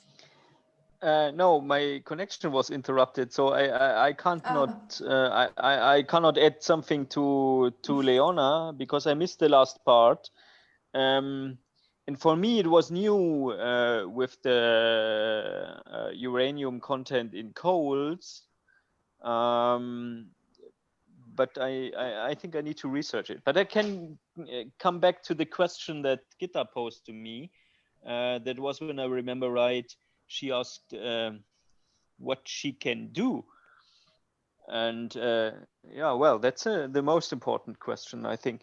I think actions have to be taken on different levels. But when we are on the individual level, then maybe we are not in that situation that Martin was describing before, that with the help of the Tesla wall battery and some financial investment, I can build up photovoltaic cells on my roof, because I live in a rented house. So I just cannot put something on the roof. But I think on the individual level, when it comes to energy supply, there it is very easy, and I would rely on the gut feeling. And the gut feeling says, okay, choose the energy that is less carbon intensive and switch simply to renewables. This is a click online, and it does not cost so much. So that would be very easy. But of course, on the, let's say, on the societal level, this may not solve our problems. But on the individual level, I would say for the energy or also for food, the answers are very obvious. Reducing meat consumption, trying to save energy wherever we can, and switch to renewables. So, but there are more complicated issues in that sustainability discussion, of course. But for energy, I think it's easy. Yes, to me, that's a very, very good point, is our consumption to whatever, regarding whatever, and especially regarding energy. I'm not sure if the electric car is the answer, because still everybody has at least one car and needs lots of lithium and energy to move these cars around. And maybe that's a point, and this has to do a lot with communication as well. What can we do to convince the people in the rich world to reduce their consumption and to therefore give a contribution to start a change? I think a society. Markus, you want to say something to me? I just wanted to mention the session that we had before with that marketing guy, who said we need to change the narrative, and he had a different word for it. But when it comes to, let's say, Germany, then people often say that cars, beer, and football are the dominant narratives everyone is following. And at least for owning a car, this seemed to change. And you are right, if we substitute a diesel car with electric car, this will not be the solution. This is exactly what I mean. We use a technological fix and we create new problems. I have solved maybe the climate issue in terms of greenhouse gas emissions, but I have the lithium problem and the recycling problem and the end of life problem, blah, blah, blah. But when we are changing the narrative and going more to product service combinations, that we don't need to own a car, but we have other means of mobility, that would bring us forward. But sorry for interrupting you, Gitta, please go. No problem. From language and consciousness perspective, when we look from this side on our society, we see that people live in a world of exploitation, exploitation of oneself, of others, of Mother Earth, and that's not healthy. That leads to more consumption.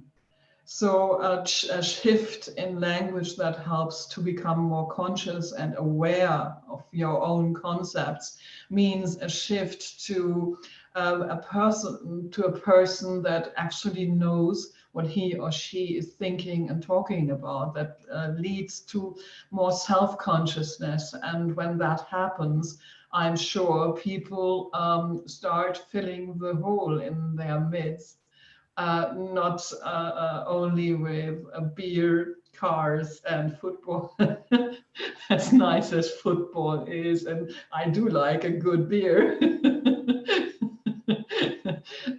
But understand who they are and can talk more sincerely about what is dear to their hearts.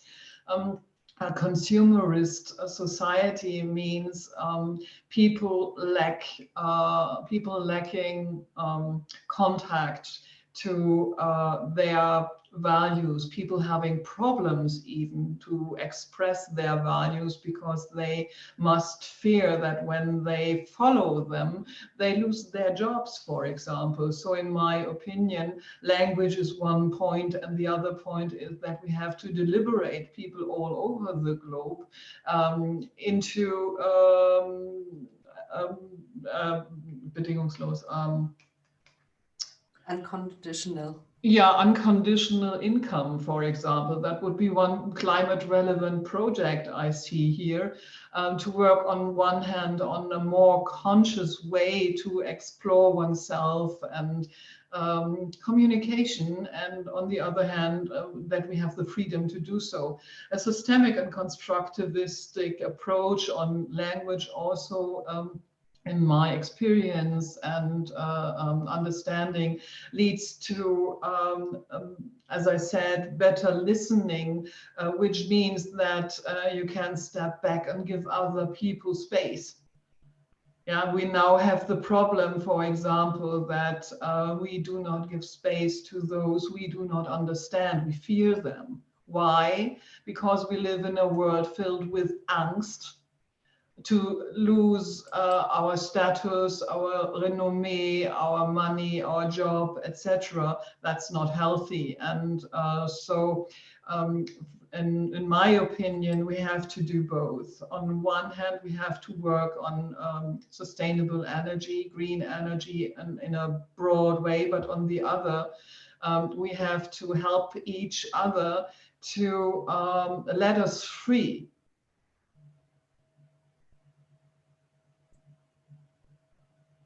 Yeah, thank you, Gitta. It's a very good point, and I know that's one very, very important point to your heart, to let each other free and not to put information in someone else. Yeah. I would like to come back to a point made by Kerstin, or maybe around this point, dealing with open science. I think there's lots more of opportunities if more people are able to contribute to whatever is being done in research and science. And it might also prevent large organizations from buying whatever they find which does not fit into their business concepts, and just keep it away from realization. How could open science be realized more widely and more broadly? Whom do you ask? To whomever wants to answer. Gitta, maybe you. Yeah, that is actually one of the ideas we had. Yeah, create a platform where everybody come together via a language that is understandable by all, without robbing the individual of his or her individuality, and to allow transformative science, so that citizen scientists can bring in their ideas, so that people all over the globe can work together on global problems or local problems, small or big. And science has to evolve, in my opinion. I think it's the rigid structure in academy all over the globe shows us that we really have a problem. Markus said it's not everywhere, and I totally agree with that. I do not like the notion to put all science on the black spot, but we have to understand that emergent times need emergent solutions, and that rigid education systems do not deliver the best solutions for systemic problems. Yeah, people who only have learned to think linear we have to give a broader chance for people to bring up their ideas, to listen to them. And now at this point, we have the problem that we have so many scientific ideas, and only 5%, something like that, are actually being read. Yeah, that's another problem. We have many ideas, good ideas out there, and it is renommee that is deciding what idea we are following. There are many people out there with fantastic solutions. This sounds a little too proud, but let me do this. I'm one of them. Yeah, I worked over 30 years, imagine this, on a project that really can have a massive impact. And I have experienced over and over and over again that I run for directly into rigid academic walls. Yeah, and we can change this by letting the people in. And that can be done via a universal language. That's the easiest solution. Great, thank you. Anyone else on this? Yeah. Yeah, on the other hand, I have the impression that when we say only 5% of the published papers are read, then maybe that's not a bad thing, because there's also a lot of, I'm sorry, but there's a lot of bullshit out there, and especially when we have that publication pressure at academic institutions, so that people start to publish everything, there's a lot of not very high qualitative content. Yes. But of course, open science and also open access with a rigid review process, which might also should be transparent in some ways, could help to spread good ideas. Yeah. Definitely.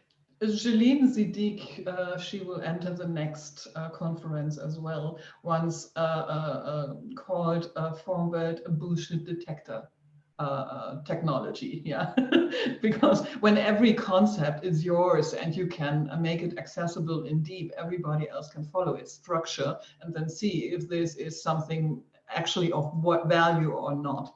You can see that then. That's one of the advantages working with a language that actually is a coding language.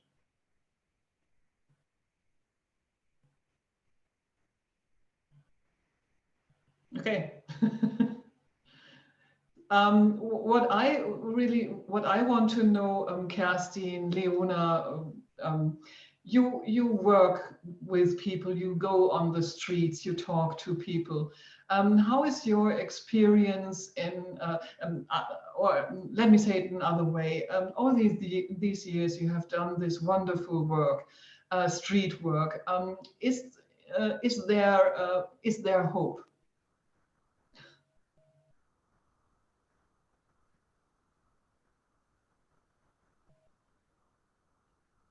Kerstin, Leona? Do you want to answer, Leona? I can go after you. I can give my thoughts after you. Okay. Well, there is always hope. Otherwise, I would not sit in this conference on a Friday night. No, really. I think, well, you are asking for hope and I am answering with the people who are involved at the moment. They are too old and they are too white. And this is a problem we have. We have to reach out for younger people and we have to connect with the people who are suffering the most from our ill system at the moment, because they have really their own struggles. They have to survive first, and we are in a better position. So it is our job to be done to take care of them as well and to give them a platform where they can talk about their suffering, about their needs, about their hopes, and about their ideas, because I think these people have the best ideas. They have very practical solutions and they are talking not in a way many people do not listen or do not understand. And I think there is a lot of hope. I think the first thing is to come together, to talk together, and to make something possible, to make something happen. And my experience is that there are so many people interested in a change. I mean, this is the title of this whole conference. We need this change. And people are feeling it and people are thinking it. They are realizing it. I think most of the people who live on this earth now, they recognize that we have already many impacts of climate change. It is not only this one dry summer or only this big storm or only this big flood. It is the whole thing seen together. The signs are there. And I think people know that we need this change and that they know they can or they are part of it. And I think finding a better communication system might be a real key because of this lack of time we are experiencing. And I mean, I am an optimist so far, but I'm also realistic. I'm also recognizing the discussions that are going on, that some parts of the industries, they don't want to give up their thinking, their systems, and their profits. I mean, it's their profits. It's if they do not change anything, they can still profit of their old systems and people using this. But it is also a question of, do we allow them? Or do we have big discussions that do not let them continue their old styles? And I think that companies also are looking for new solutions. Maybe not all of them know about it already. And yes, I think there is a big hope. And I mean, we have a lot of pressure. So we might need some miracles, but I think we can still be in time. Thank you very much, Kerstin. So, Leona. Yes, thank you. It's a simple question, but not very easy to answer. Doing this work, I sometimes do feel maybe there is a lack of hope, or even in the fight around the nuclear waste, knowing that it's going to be radioactive for millions of years. How do we plan for storage that will be safe for millions of years? It's not possible. And so when I think of these really immense problems that we've created for the future, it's really hard to hang on to hope. But that's, I mean, I have to, because this is the work that we all do, is to try to make that change. Personally, I wanted to share a story from my people, and I think Indigenous peoples all over the world have similar teachings and stories that we passed on, through our own languages, in our own cultures. So just responding to the need for language and communication, it's very important. But I do believe some of the answers are very localized, because and I do think they can be found in some of the teachings of Indigenous peoples in different parts of the world, because we are so land-based. We have lived in these communities on the earth, in these ecosystems for thousands of years, and Indigenous peoples know best about the land. We never called it climate change in the beginning, but it was Indigenous peoples who I think first saw the real impacts from climate change and have experienced it because of their deep embedded relationship with our Mother Earth. And so as a child, I just remember stories of my dad saying the snow was not coming down as much. My family used to be able to farm in the desert with, just based on the rainfall. And today that's not very possible, because the rain is not coming down as much as it used to. But the story I wanted to share is, in our culture, we believe we are right now in the fourth world. And so we have gone through different worlds. And the reason for the change is because of the destruction that was caused by the beings that were living at the time. So today, we are all five-fingered human beings. Before, in previous worlds, I don't think there were humans, but whatever the entities were given teachings, were given ways to live in harmony with the universe, and they were not respected. So that led to the destruction of our worlds. Right now, I believe we are going through another type of destruction, and in some of the stories of other indigenous peoples, and from my own people, I have heard, you know, there is going to be a change. There will be the next world, as it were. And I'm curious if this is where we're at today as a human species, that we've done so much damage that it's nearly impossible. This is where the question of hope comes in. I do believe that maybe we have passed the point of no return, that there's no way of fixing things in our current structure and systems, that it has to be a completely new world.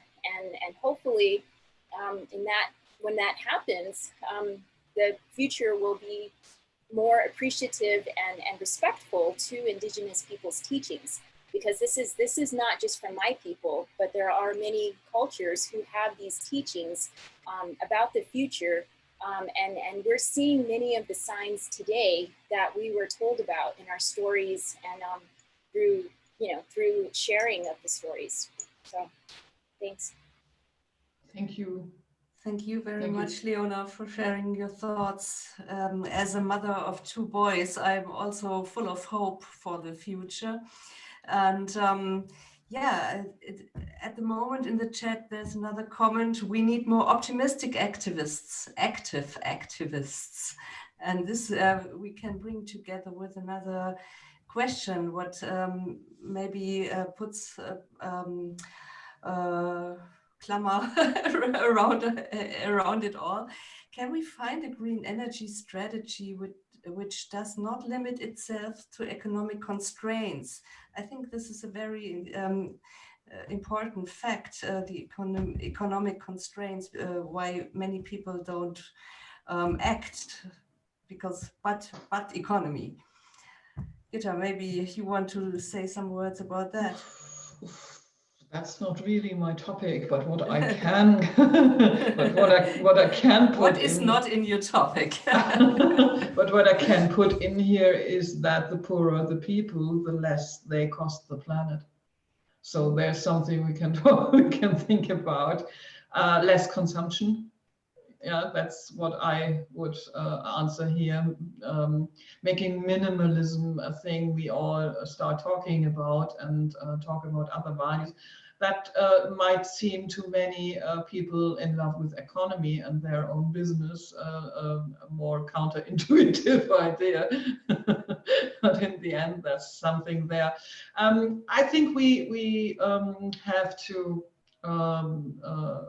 go for what Markus said, and Kerstin and Tim and Leona and so on, go for clean and green energy one way or the other, because eventually we'll run out of gas and oil.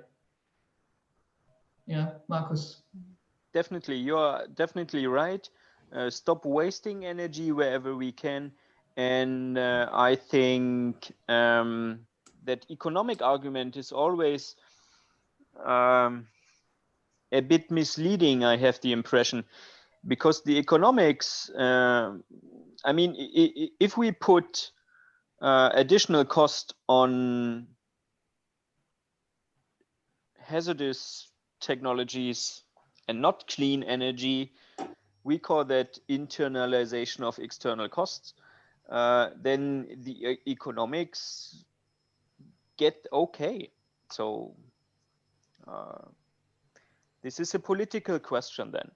So I think this is on different levels. So as I said, on the individual level, stop wasting energy as much as you can, and try to switch to clean fuels without thinking too much about that. We can think about the negative side effects of renewable energy systems when they have a share of the total energy consumption when these problems became viable. And I'm not talking about lithium and batteries. I'm just talking about wind, solar power, and biomass. And when they have a larger share, and we aim for 80% until 2050, if I understood it right, then we can talk about the side effects.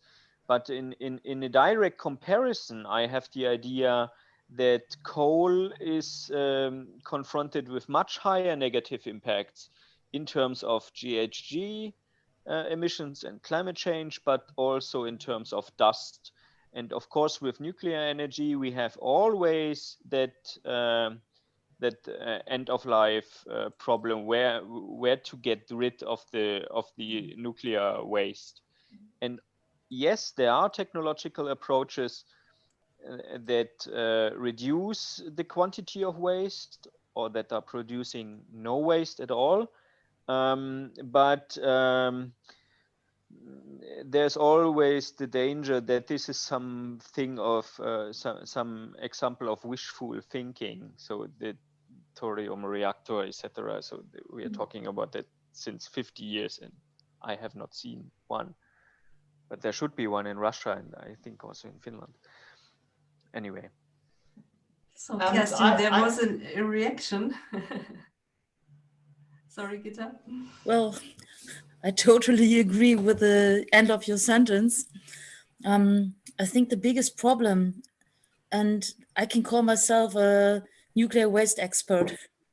We are dealing with this for at least 20 years, and I'm doing this personally. And the biggest problem of the nuclear industry is not the storage of the nuclear waste, it is the development of heat. They cannot handle the heat developing components, and every try to reduce the heat is leading to a bigger amount of waste. And I mean, in Germany, there at the moment still is no idea where to store the nuclear waste. We're talking about high radioactive waste right now. And where to store it, how to store it. And we are at the very beginning. We are before the beginning. The discussion has restarted a couple of years ago. And we know that the old concepts do not work. Like we have experiences with medium and low radioactive waste. These projects are called Asse and Morsleben, and they both did not work. We have a real disaster at Asse. Morsleben is not so well known, but it's not any kind better. So there was a special law for the Asse waste, and the idea was to take it out again. But my idea when I saw the law was that they were finding a solution for the juridical way to leave it into the salt mine, because they knew they would have problems. Some bins might have been broken. It might be very expensive. The environment, and I'm talking of the people, they might not agree that the waste is taken out again. So there are the experiences we have, they are causing so many problems, and this is not so well known. In the coming weeks and in the coming month, there will be a declaration of former, of coming sites for nuclear waste, and there will be a restart of the discussion. And I mean, there are still people like the Nuclearia, and we have a concept paper of save the last 6 German nuclear power plants. But I mean, this is watching the last years and the development of the energy sector. I recognize that we are phasing out nuclear energy, but the government has not done enough to support renewable energies. So there is a gap, and this gap is also used for discussions that are not leading to sustainable future. So I think we should take care of asking our government and also the local authorities. It's not only that it's the federal government, it's also the Lower Saxony for my region, and it's the local, because we have many possibilities. Our region, for example, for a couple of years, for more than 10 years, is 100% renewable. This only spoken for electricity. It's not the heating and it's not the transportation yet, but we are stepping to this too. And I mean, we are only one region, but every region has to find their solutions. And a big city needs different solutions than we need on the countryside. But there are many ways to find solutions, and let's step towards this. And if I could add to that, I think another thing that needs to happen is how we calculate the carbon footprint from these different energies. For example, I'm sure it was mentioned how nuclear is considered low carbon because the release of carbon is only calculated at the nuclear power plant, and so the calculation of the power plant from construction to operation and decommissioning does appear quite low, but when you add the extraction of uranium, processing, and all of the steps to make the fuel, those processes happen only because of fossil fuels. And so the carbon footprint is much larger. And when you look at the waste storage, I'm not even sure if it's possible to calculate that, because it will be forever radioactive, and we'll need some type of monitoring and safe isolation into the future. And it's unknown how long and how much carbon that will result in. And so I just want to echo the same message as before. When we're looking at renewable energies and the different minerals for batteries or for making solar panels and all of these new these different technologies, I think we really need to look at how we calculate the impact from those energies. And so to calculate the true carbon footprint from the extraction of the source materials, as well as the impact after extraction, and calculating also the waste. This is something, it's incredibly destructive to the communities that have to live with the extraction and then also to deal with the waste. But this is a number one issue that we're dealing with, is this false notion that nuclear is clean and renewable. But I don't think anyone has really went into what's the carbon footprint of developing lithium batteries or any of these other technologies. And this is something that we definitely need to consider moving forward. So that's absolutely right. So I allocate a lot of my time to life cycle assessment, and we are doing exactly that. We try to calculate the environmental impacts over the whole life cycle. And this is relatively complex and always confronted with uncertainties. On the other hand, when it comes to renewable energies and lithium consumption, the dominating narrative would be we increase the use of renewables, including batteries and all that stuff that we need for wind power, etc., to bring a large quantity of that materials into the market, which makes it feasible to recycle it. I mean, the recycling technologies for rare earth materials and some special metals, they are there, but they are lacking of economical feasibility. And here we whether have to change it and try to provide some financial incentives so that it is feasible, or we need a lot of quantity in the market so that the infrastructure investments pay off. And I think that we are on that contradictory. When we have a look on Europe with that climate neutral strategy, we will need a lot of hydrogen, and it's obvious that the hydrogen can only be produced by low carbon technologies with preference to renewable energy systems. And nobody knows where that renewable energy should come from. Yeah,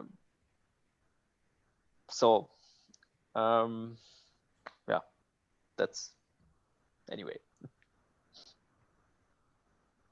So I have one point, and that would be also my final statement, I think, to this discussion. And we are almost there, I see, when I have a look at the clock. So I start with it, if it's okay with you, Kristin and Martin.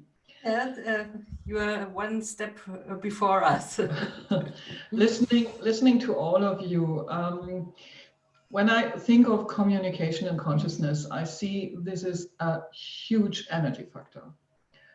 This is a point I did not bring up earlier. I should have, I forgot it, but now here it is. Every time we engage in unnecessary symmetrical conflicts, we use energy. We use life energy, and we use actual energy when we do this on the internet. We are stupid conflicts, etc. They are an energy factor.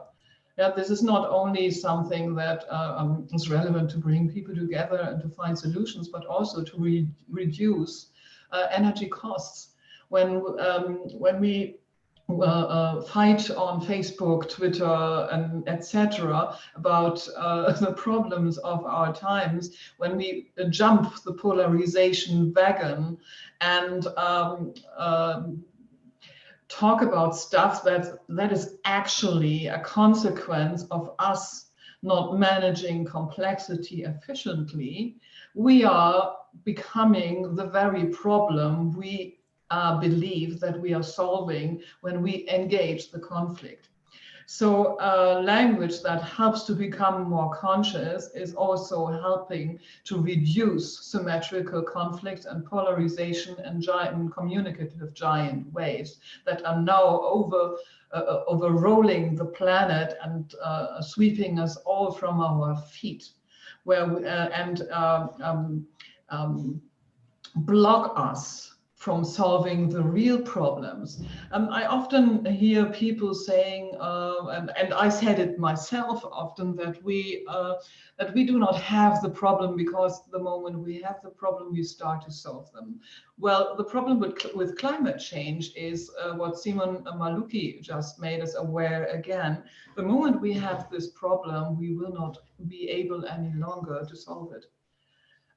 Because in Kenya, for example, the people now suffering from lockdown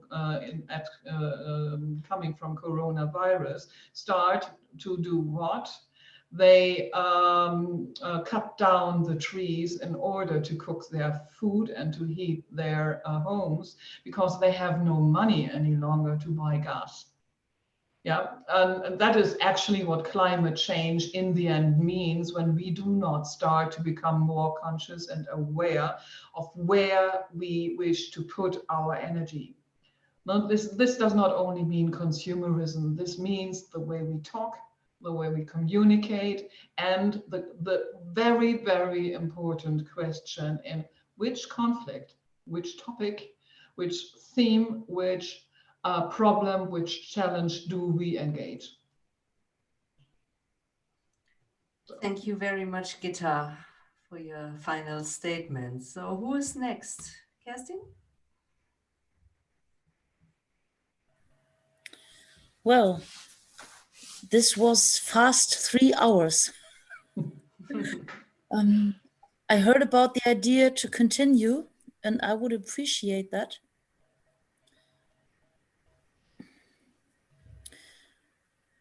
For me, it makes a lot of sense to meet people who are sharing ideas and who are supporting this idea of change and coming from different directions, coming from different countries' experiences. And I think this might help to avoid some lack of energy.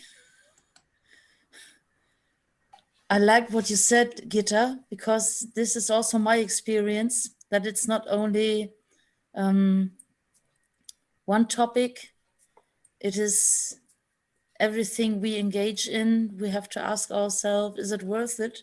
And am I doing it the right way? And I can say that I did like this talk, and it gives me some input, what is very important as well. And I think I would appreciate if the, big work of preparing such an online marathon would continue. It is nice to meet you. And this is not only a sentence. Thank you very much, Kerstin. Markus.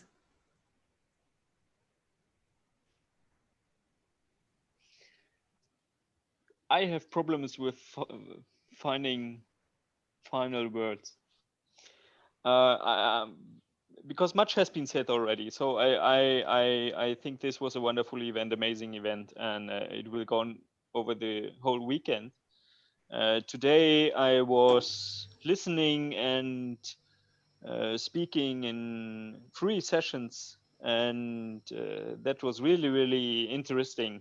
From time to time, you know, I love that sort of conferences, bringing together so much different people from different parts of the world. And this is maybe some positive corona side effect, that we have that opportunity, because I think in a regular conference, it would be much more complicated to bring such a variety of perspectives into one space in a certain time, and we all would have to probably air travel a lot. So I really, really enjoyed it. I put down like 10 pages in my notebook. I get a lot of inputs and references and new books that I need to order. And so thank you very, very much for organizing it, Gitta, and all of you for sharing your ideas and thoughts. Thanks. Thank you very much, Markus. These were wonderful final Leona. words. Yeah, of course. Leona, finally. Well, first of all, I would like to thank all of you for inviting me. I know this was I joined at the last minute, but I'm very happy to meet all of you. And I did learn quite a bit. My last comments are just to repeat what I've said already. Nuclear is not a solution to climate change. It should not be used as a bridge energy.